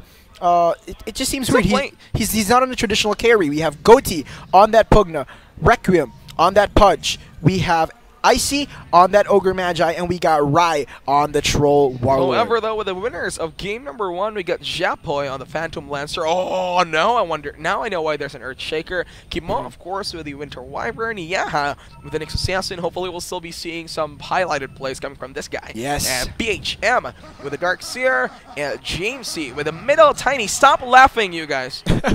So it is going to be a mid lane Tiny, and they're actually planning to try lane bottom here. BHM and Kimo are going to be making the rotation onto Icy here. Oh, Icy right here. Being too confident, just rotating around. Right clicks coming in from Yaha. The Impale does land. BHM on the back there. Arctic Burn goes in from Kimo. XCY being brought down. Here comes the Bloodlust going to XCY. Rai goes in for the Whirling Axis, but XCY is still trying to run away on the river. He's so much faster now, thanks to Bloodlust. Why are you so fast? The Bloodlust is doing really well. Iron Shell goes in. Impale lands in once again. No juice coming from XCY. Goes in for the blind spot. Goes into the trees, but the tree toss from Jamesy. Throwing you nature on the face. That's actually very, very handy. So instead of getting that salve as soon as the bounty rune spawn, I think he's going to be looking to rush that dagger, and that's going to gain him a massive advantage in the middle lane. I mean, for the bottle, getting that massive advantage in the middle lane. So there we go. Finally, first kill lands into Execration. With that comes into loving nature per se. Oh, look at this. They're blocking the creeps. They're trying to clear them with the Iron Shells. That was super fast. The cheese, actually. And all the stun up just to make sure he gets him. Oh, there's a deny. Wow, super well from Rai. Denying him that one, but of course the Iron Shell did land it through. Oh no, Icy has seen this before. He doesn't want to get stuck into Iron Shells yet again. Yeah. Those were too much, if I would say. Rai, though, goes in with the Whirling Axis, trying to punish Yaha and BHM for their insolence, being here in the advancement of the bottom lane. Super cheesy, by the way. Yeah, there's actually just a massive discrepancy in that mid lane, though. I have no idea what two strength cores that are melee and are usually played as support doing in this middle lane. Well, at least, though, I mean, for me, for the gameplay, though, I think James C still has got that advantage over CS, considering the high amount of damage coming in from the Courier. Tiny. Oh, the Courier is still surviving? That was pretty close. Scarlet, though, sees that properly. He didn't want to snipe it. I think if he had Enchant, that Courier was actually going to be going to go down. If he had Enchant. Okay, here we go. Oh, that's why they took down the Quelling Blade. It's going to really help them out with the CS.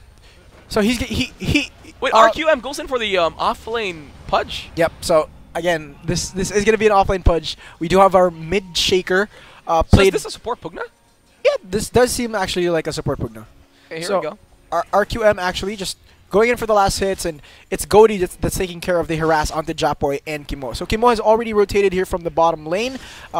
He just did that to try and get the first blood. What's going to happen is that these waves are continuously gonna be cut by BHM and Yaha. Do you think it's still super good for the troll getting all the CS? Oh no, it missed! Oh, it actually missed the Impale. So just down forward, Yaha is going to get away. And BHM still looking forward for that. Oh, but the deny doesn't actually come in through. It doesn't work. Do you think it's super fine for Rai to be in there? He does still get the CS. Oh, the CS. It's pretty difficult, but right now he's 12-1, so it's still kind of okay. As long as Icy is there to take care of those of a hit before his last hit, so he can secure under tower, then it should be all right. Because like Troll doesn't have a lot of damage early on to start with, Agreed. and with of course Yaha and that Darkseer there at the bottom lane, there's no guarantee that you can be able to ferry out any sort of damage items to help you last hit under tower. Oh, just look at this avalanche forward to Scarlet. Scarlet just stomping in right there and Chant Totem. Does a lot of damage to James. He has to be careful. The toss forward. The tower is there, right clicking down the bottle right there, and Chant Totem stopping down the Tiny, and Scarlet makes it away. Yep. The thing is, he's a level behind actually. Yeah.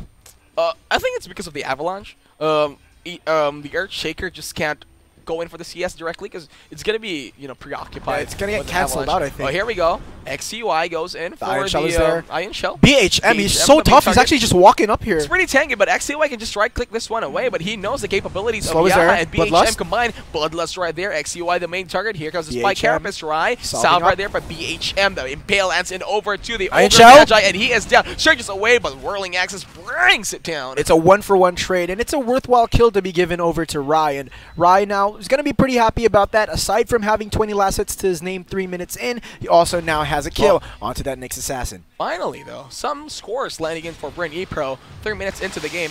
Oh, Splinter Blast really does well. A lot of damage right there. Yep, Goatee.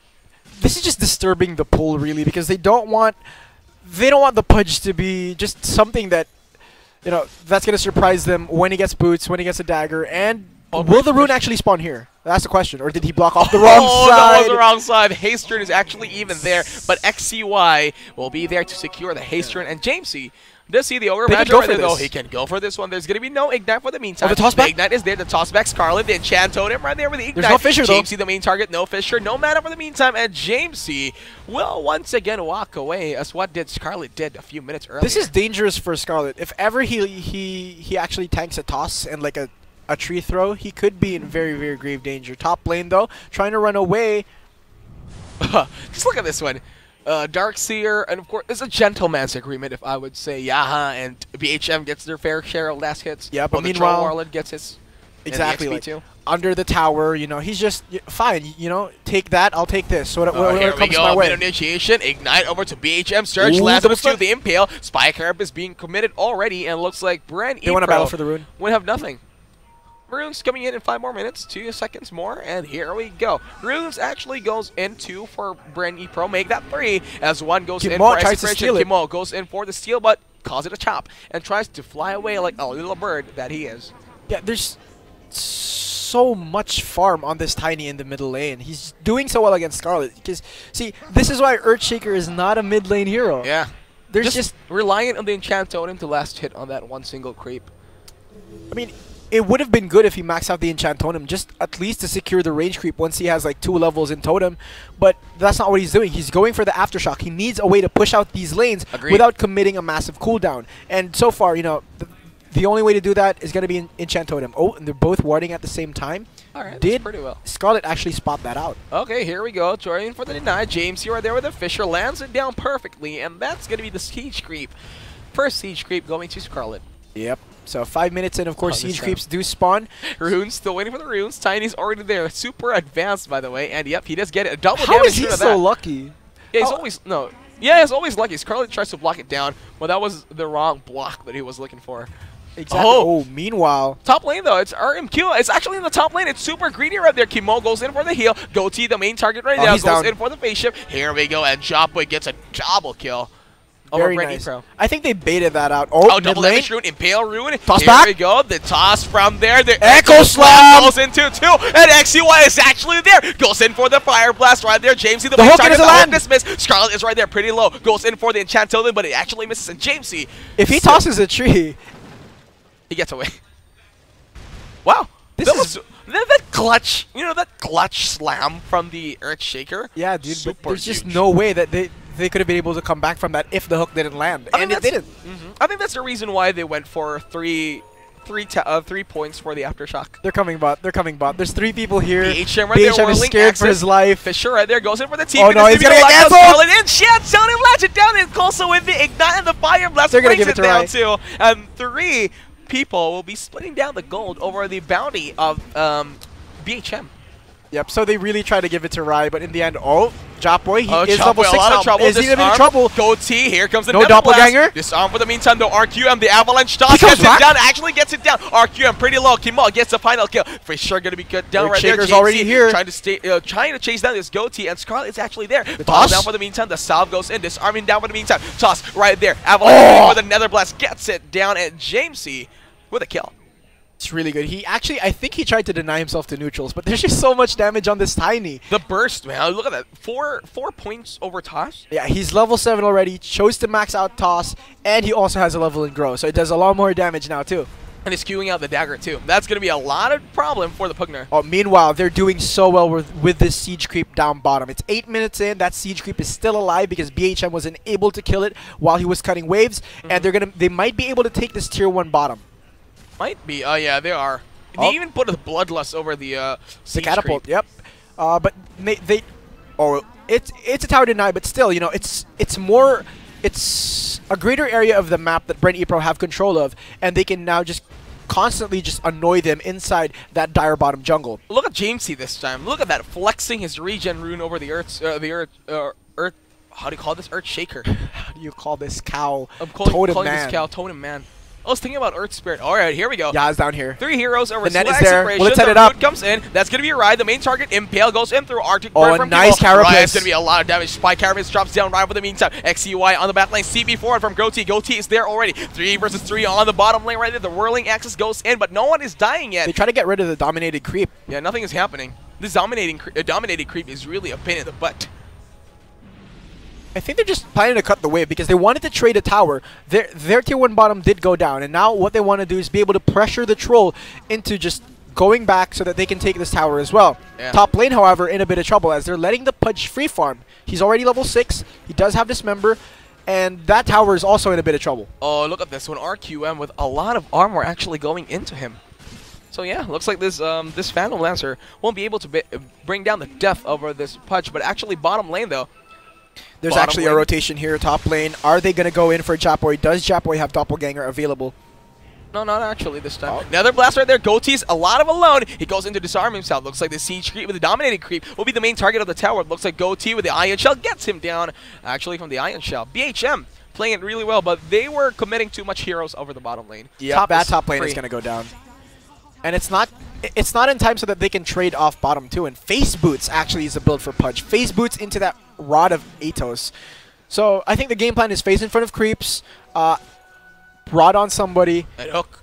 and then hook him back, Dismember. I think that's the game plan for them. And I think they're probably looking at maybe the Phantom Lancer to do that on, or the Winter Wyvern. The runes are here. Oh, Rai? sees down Rai, James C with the Invis rune. He can still burst it down though. He's got 3 points on the Avalanche already. There's no XCY is there. sentry here at the middle lane. They don't spot out Jamesy, so Kimo could actually set this up. Still level 5. Arctic Burn available. XCY the main target to toss the Avalanche over to so close. Pugnan. He is down and gone. Arctic Burn over to Rai. Slow him down. Yaha on the back lanes. Mike over the Winter's Curse. Timely right there with the level 6 right there. Oh, the hook. Coming in forward. Yeah, the main target. Spy Carapace right there. Impale forward into the Pudge. Pudge is dead and down. Also in the Ogre match. Yaha's still alive. Whirling Axis Rai right there. Looking for Yaha. Yaha is still running as much as he can. He goes in for the Vendetta. RQM and Epro right there. Rai still looking forward. He's waiting for the cooldown on Impale. Waiting for it. Is waiting for it. He wants to go for RQM. Gets done. Oh no! My He God, walks spotted into True the Sight. tower. He gets it down to Dismember. Yaha, what a misplay right there, and he is gone. He walks in the tower range. He gets spotted by Pudge, and the quick reaction Too bad. into that Dismember cost him his life. Too close. That was super close. He was waiting for the Impale, right? Yeah. Before he would have landed that Vendetta. That was so close. But as right now, they're sending Rai back to the bottom lane. He can now farm in peace thanks to the Darkseer being unable to cut waves behind the tier 2. Darkseer is going to be working on farming his own items. I'm assuming he's going to be going Greaves for this game just because they don't have a Greaves carrier, really. Too bad. Look at this one. When it comes to Torn Towers, they're actually pretty good. Over the bottom lane, they actually traded down super smooth. BHM will still be here over the bottom lane. A smoke gang coming from Kimo and of course Jamesy. They're gonna be looking forward for this troll wall. The smoke, this pop. Arctic Burn by Kimo right there, slowing down Rai for the meantime. Jamesy waiting on the high ground. He knows it's there. Dagger forward, Avalanche toss, and that's gonna be that. Fervor comes in forward. Rai battle trance right there. Whirling axis with the heals coming in from the Kimo right there, but that's gonna be a lot of damage. Oh no, BHM in trouble. BHM in trouble. He's about to die. Not yet, and BHM, he did survive. He makes it away with a sliver of health. That was super close. CB Oh, nice Carapace there. Here we go, the Impale, the Carapace stopping to the punch, the Avalanche toss right there. James C, the main target, Scarlet, pretty low. Nether Blast right there, committed. But this is going to be the tier 1 tower about to die. Going in for another the deny. James C. Was it a deny? Oh, yeah, there was a deny. Another deny from the side of Execration. So these guys are not giving away any tower gold over to Bren Epro, even though they're making more use of Execration's side of the map. Yeah. This Earth Spirit draft coming in from Bren Epro. Earth Shaker draft is not really working out super well as of now. I think they didn't think it through. You know, they wanted to just mainly find a fast way to counter the Phantom Lancer. They could actually still do it. You know, you could go for like a Sven. You could go for wait, but they had already picked out the troll. Yeah, there's also the Winter Wyvern. Battle Fury on Troll is actually a good idea. You don't have to compromise so wholly on that one hero that you think is just a plain and flat out counter. But then the Diffusal though, are you not afraid of Phantom Lancer Diffusal? That's still gonna zone on the Troll pretty hard. Not if you beat him to it. Oh yeah, agreed. You know, it all depends. You know, it comes to out drafting heroes, but it also boils down to how fast can you farm. Yeah, of course, because there is like in the drafting stage, sure you can get out drafted. But in the game itself, can you outplay exactly the other person? Wow, Sav, that was super smart of us. Did we graduate college already? Let's not talk about that. But anyway, Kimo and JC right here on the middle lane. Their tier 1 tower is down, but again, that was a deny. Kimo and James here right there are the best pals. They're the best buds in the series. Yep, and Japoy is in trouble. The main target, double gang. Dodges it. Scarlet, the main target. Oh, actually down. He takes it down. Look at this, the Phantom Rush over the creeps. The vision from Kimo was super successful. Jamesy! The dagger tower forward right there and now. Bugna is the main target. One more right click. Scarlet, haste right can there. he blink away? The main target blinks away too. Oh no, but James, he's hasted. James here right there with a haste. No, yes, maybe. Surge down right there. James here looking forward for Scarlet. Fisher right there. Nice dodge. JC right there with the Enchantoni stopping down the Tiny for the meantime though. They're gonna keep going. The toss back. Impale. What a bouncing him around. There you have it, right clicks, and even the edge plays it down the hook with a round of Ados. The punch, the main target, but it's not going to be enough. The tower going in forward with the vacuum misses, and search away Jason dagger forward tower. There you go, and here we have it. RQM is nearly down. He wants to go for more, but Dismember is not enough, and Ogre Magi not able to do anything for the team, and Execration just lands it down 2-0 on the kills. It's kill after kill after kill. You see surges, haste, ion shells, and that nice alley-oop play, I gotta say, man. You toss someone into the impale, like that was super nice. That was like alley-oop when it comes to basketball. Is that right? This is why it's a team sport, man. That's why schools, please consider esports as a varsity game. Please, we're begging.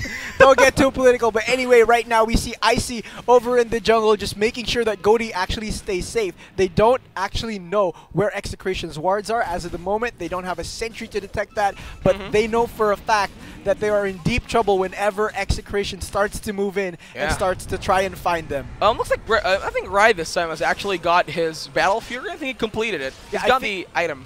I think it's already going to get sent through the courier. He just bought the Demon Edge over in the side shop. There we go. I mean, the secret shop. So while that is up, it's around the same timing as the Anti-Mage last game, around 15 to 16 minutes. Do you think this is the silver lining for Bren Epro having the Battle Fury over the Troll Warlord? The thing is, he still can't fight with a Battle Fury. James here right there with the dagger forward, the Carapace too from Yaha, Impale forward, and Jamesy is on an unstoppable streak. It's like these guys, ever since last game, Jamesy and Yaha have been doing... Oh, the hook!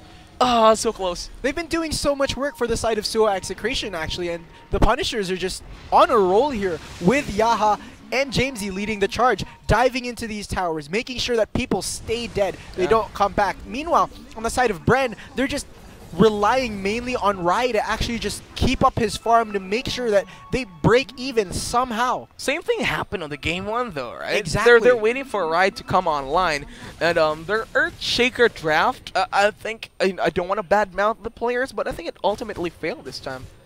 I just don't think it worked out yet, or it yet, worked out the not way yet. it's supposed to.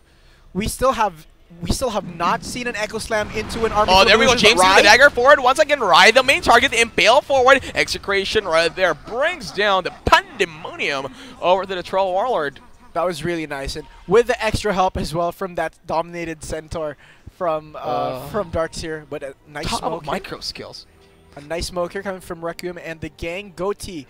And of course, that Earthshaker also here on the bottom lane. Oh, James right there. Looking for someone. He does have the dagger already with him. He's waiting for the perfect timing to be there. Rod of Ados. RQM goes in for the Dismember, waiting for the perfect target. Nether blast with a life drain right there from the Pugna. Fisher is there to stop BHF. Jamesy still surviving for the meantime. Yaha looking forward with the Scarlet. The Echo Slam only lands into one hero. Jamesy still not able to get it through. Winter Scar's going to be landing into the Scarlet. Scarlet right there being disarmed for the meantime, though being ghosted. XUI right now, the main target. Jamesy goes in across the tower. The Avalanche gets it down. He tosses it right to there. the wall. 3 people are pretty low. Scarlet still surviving for the meantime, but the eyes there with the right clicks right now. RQM right there trying to run away. XY is there, and JC daggers it forward, but the Pugna is still surviving. Live from JC, the toss forward coming in, but JC still surviving in the meantime, but looks like this Pugna is going to be about to go down, and he is dead, taking down JC with him over the throne, and there we go. Rai, the meantime, the topper in forward, going in for the TP. That is not enough, as Execration is all around them, and they go in for the complete team wipe. 5-man wipe, 18 minutes in. Suha, Execration Punishers. That got me hyped.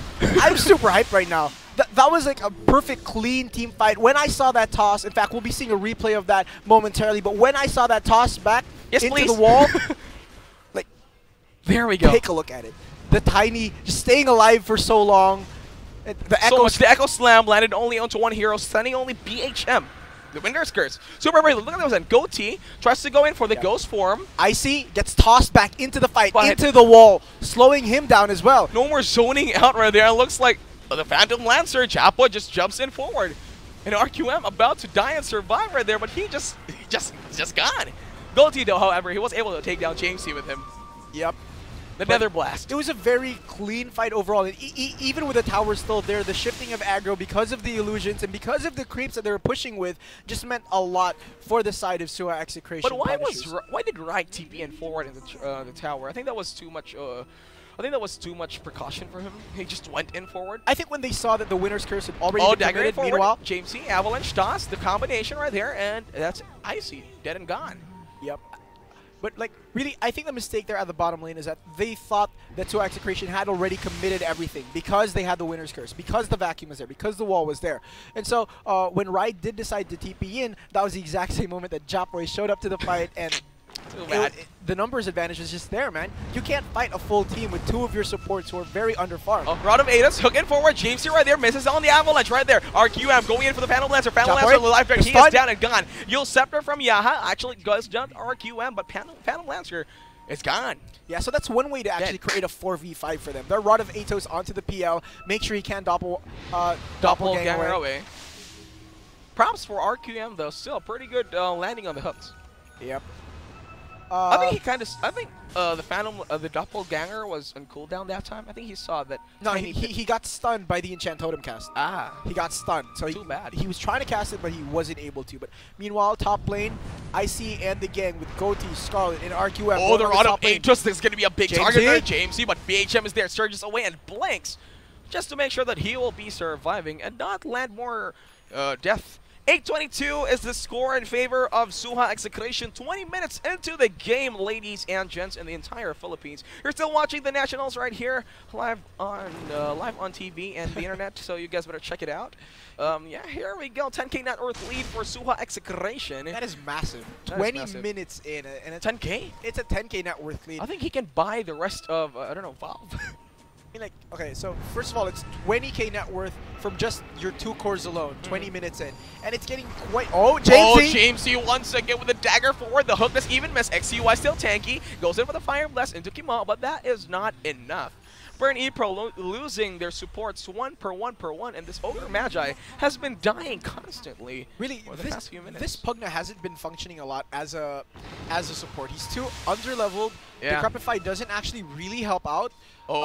Right there on the middle lane though, there's going to be a hook. The main target right now is going to be Yaha. Yaha is going to spawn down. Here comes the Fisher right there, the Impale, the Spy Carapace too. Lies in there, James right there! Forward and down with the toss. Here comes the ult coming in, the Yule Shelter just to guide him down. And the Troll Warlet, but the Winner's Curse actually hits down on the Troll Warlet. That's going to be a lot of kiting time for the Nintendo. Here comes a vacuum on the wall right there. He goes and BHM. The Impale lands again from Yaha, lands with the Earth Spirit. This member coming in forward from BHM, cancels down for the meantime though. Here comes the Spike Carapace from Yaha once again, and there you go. James C being rooted down for the meantime with the Rod. That boy's here though! He goes in for the Phantom Rush, goes in for the ride. He goes in for the disarm coming in from Goatee, and RQM still surviving for the meantime. Here comes the toss. The Fire Blast going in. Buybacks come out. With the main target, Doppelganger right away. The Impale lines. The Echo Slam in the back line! But it's that. Here comes the Fisher coming forward. The Eye is set and got James C with the toss. Here comes the Avalanche still cooled up for the meantime though. Here comes the Ghost Form coming in from the Pugna, and it looks like Scarlet is about to go down, but he will still go away, and Execration will land on the tier 2 towers, and they got their objectives. All these fights are just not working in the favor of Bren Epro right now. As you saw, there was a perfect opportunity to Echo Slam near that hard camp in the jungle, but it wasn't until Curse was over. When he walked into the Curse when he was supposed to blink in an Echo. Because of that, he got vacuumed inside the wall. There was the opportunity was lost. A split-second decision right there. He goes in for the Echo Slam, but that's got no follow-up. Only having Yaha as the main target right there. You don't want that to happen again if you are Bren Epro. They really need to, remove a bit of their patience and just, commit. That's the secret to success in relationships. Commitment. Why are you talking about relationships is all this of a right? sudden? We're in a game of Dota. All right, there we go. You commit to playing Dota. Is that right?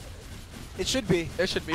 As all of these players are committed to playing Dota and winning this game. Winning this game, yes. 23 minutes in, but it's looking like there's been a lot more action actually. And top lane, we are seeing a retaliation smoke coming in from Bren. They want to find someone here. In fact, they want to find the Darkseer, leader of the but network. can they seal the smoke? The spot right there goes in for the Fisher, misses it down. Him. BHM, the main target. Oh, you don't know where he is. The surge is juke. away, but there you have it. Oh, RQM with the rod of It's Ace there. with the dismember, and there you have it. And this BHM is surely dead and gone, but that took them 5 heroes for only 1 Darkseer. And James right there thinking about it, but I want to call it a chop. The wicked 6 streak actually going to rise. So a well-needed kill, all thanks to, of course, that Rod of Atos preventing him from going away, going anywhere. All right, there we go. RQM Another goes in for the Rod hook. of Atos. Kimal going to be captured for the meantime. Buyback coming in from the Darkseer. Kimal goes in for the Glimmer Cape, but there's going to be a Sentry Ward right there. Goes in the Fire Blast. Kimal is dead and gone with no the block. buyback. BHM is going to be blocked, though. Is that Fisher going to be block more is than so enough?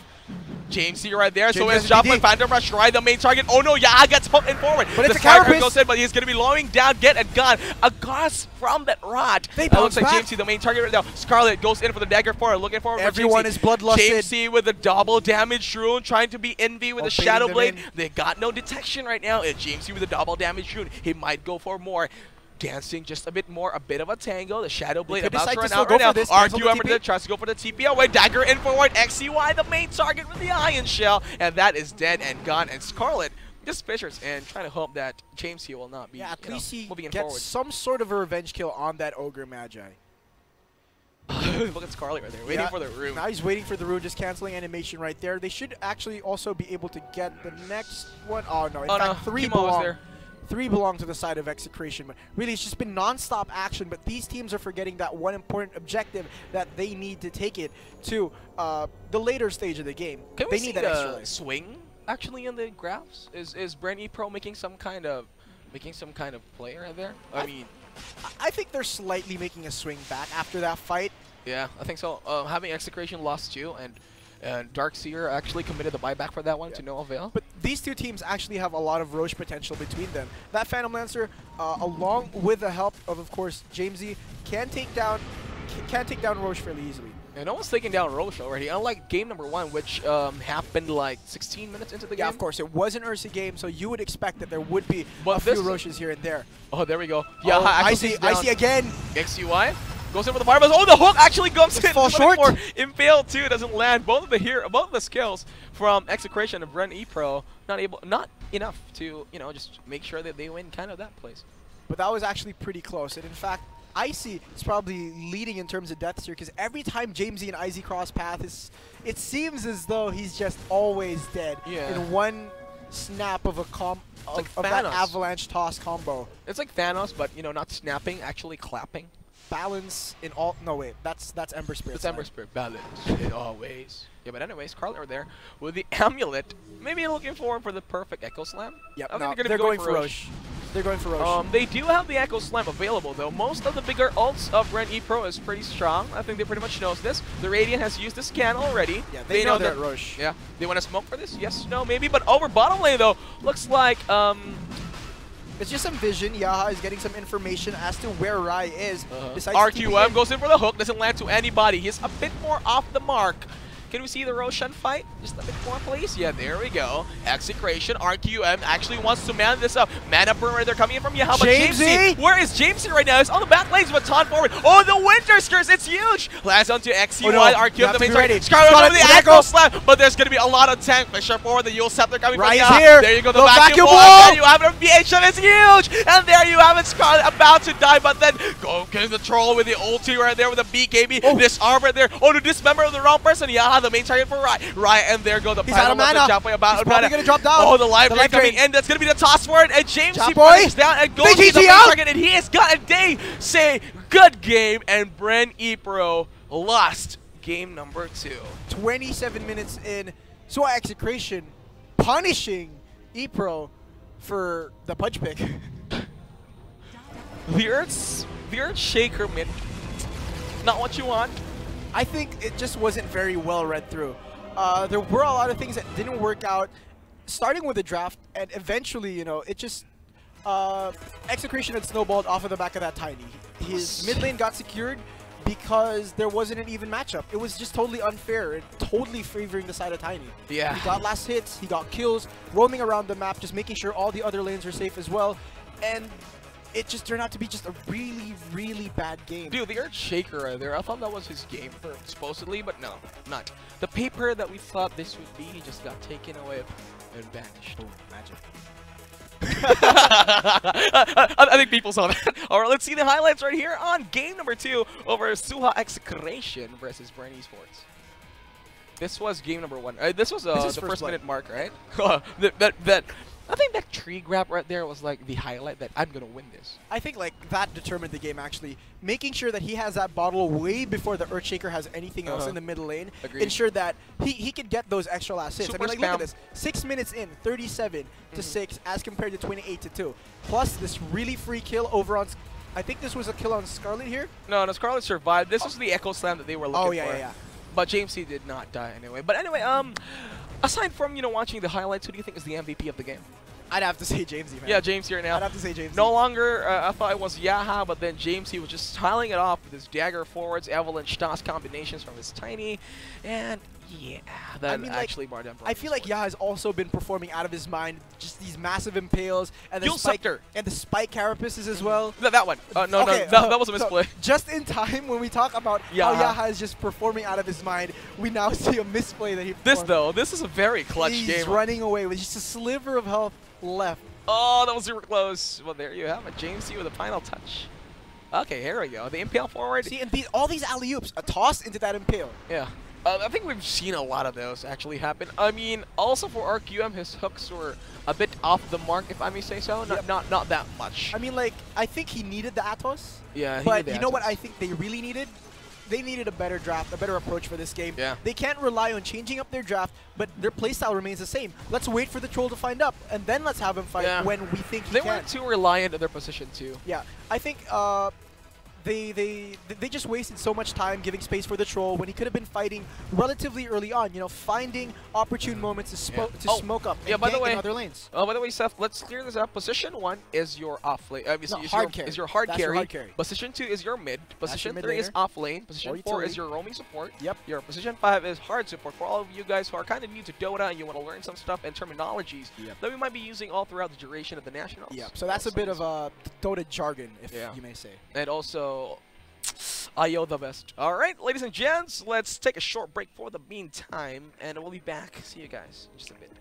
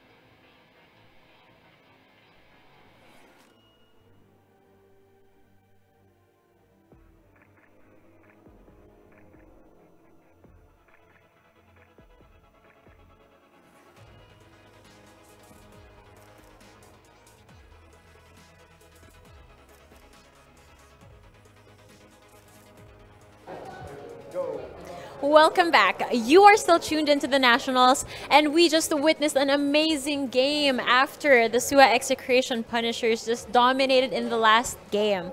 Over here we have James C, the sub for their team. Hi James, and congratulations. Na-dominate nyo yung laro nyo kanina. Napakaganda ng performance mo as Tiny. So anong pakiramdam? Wala, masaya syempre. Yan lang. Okay. I think ito yung question na pumapasok sa isip ng mga tao kasi lahat tayo hindi natin ina-expect tong pick na to. Ano pumasok sa isip ng team nyo nung nakita nyong pinik si Tiny ng kabilang team? Actually wala kasi lumalabas na rin siya ngayon sa pubs Nakikita na rin namin yung mga Pudge picks. So alam namin hindi mag-work kasi yung lineup namin malakas siya against Pudge. Kaya Napakagandang mindset, no? Like, very, very prepared ang Team Suha Execration Punishers. Ngayon, tinanong ko to sa unang team na nakasweep earlier today, yung Signal Ultra Warriors. Tatanungin ko rin sa inyo kasi na-sweep nyo na naman tong sahig namin. Napakalinis na ng sahig dito sa studio. Ano ang plano? Kasi for sure, magsa-celebrate yung team nyo, no? Anong plano nito yung ngayong gabi bago umalis dito? Or like, pagkaalis pala dito? siguro kakain muna tapos since linggo bukas, linggo bukas, mag-uwian muna kami sa pamilya namin. That's nice to hear. Very ano rin naman no? Like, kasi alam ko tong team na to, very close daw kayo, like brotherhood talaga kayo. That's nice na parang they take some time off as well. And thank you so much for answering our question. Ay, may isa pa pala kaming question. Ayan. At any point ba, kinakabahan ng isang competitive Dota player or ang mindset nyo is very straightforward, very focused, and very confident? Para sa akin, hindi. Kasi pag kinabahan ka, ayun na yung tatalo sa inyo That's nice. That's nice. Thank you so much for sharing your time with us, James. And again, congratulations for the big 2-0. Now, we have to get to the next... Sorry, guys. Thank you so much again for your time. Now, Juicy Brucey and Seth, back to you guys. Sorry. Am I flexing this right? Thank you so much. All right, there you have it. Like we have said, execration with brotherhood and friendship. Right Yeah, there. of course, and a lot of insight as well coming from Jamesy. Of course, one-track mind, super focused. You know, it prevents you from losing. Agreed. Did we say thank you to Courtside? Thank you, Courtside. Yeah, thank you, Courtside. There you go. Have it, ladies and gentlemen. That was game number. That was the games for tonight. Bren Epro versus Execration, the last one actually. Yep. And in a few moments, you will be seeing the current standings for the teams at the Nationals on your screen. But before everything else, don't forget to follow the Nationals at Twitter, Facebook, and Instagram. It's at their website /PH Nationals. By the way, name's Juicy Brucey, and here with me today is what's her name again, sir? My name is Seth. Oh, hello there, Seth. Nice to meet you. Yeah, nice to meet you, sir. And there you have it. And those are the team standings currently updated for what happened today. Yep, so right now we can see PLDT Smart Omega still in the lead, 5-1 with 10 points. Signal Ultra Warriors 4-2 with 8 points. And the Execration Punishers, Suha Execration Punishers, tied with Signal Ultra Warriors at 8 points still. Bren Epro, 4 points, with the Happy Feet Emperors coming in last with just 2 points. Oh yeah, so there you have it. Happy Feet Emperors, though they really need to find a way to scale it back to the ladders, because that is looking grim right there. They have to win against, who do they have to? Well, they have to win against all the other teams. All the other teams, yeah, agreed. So there you have it. Let's not make more mistakes, as I have done a while ago. But of course, a lot more of the Nationals is still going to happen. Of course, this has only been, I think, the first week of our conference. Yeah. And this is going to be here all season long. And it's not just for Dota. In a few months, we will also be having conferences and seasons, tournaments, leagues for Tekken and as a console game Mobile Legends, and Mobile Legends as well. And yeah, while you're at it, be sure to also watch the broadcast of the Nationals on pay TV at One Sports, at EGG Network via Signal TV, and on free TV at ESPN 5 and 5+. Okay, so Bruce, what are our takeaways for today? Today was very good. The day was very good. It was so great to actually cast with this man again. Same. Yeah. It's been a very long time. Hopefully we can catch more of you guys here in the Philippines. Juicy Brucey and Seth will not be taking a long break because we will be back right away delivering you the action right here in the Nationals. See you again, Philippines.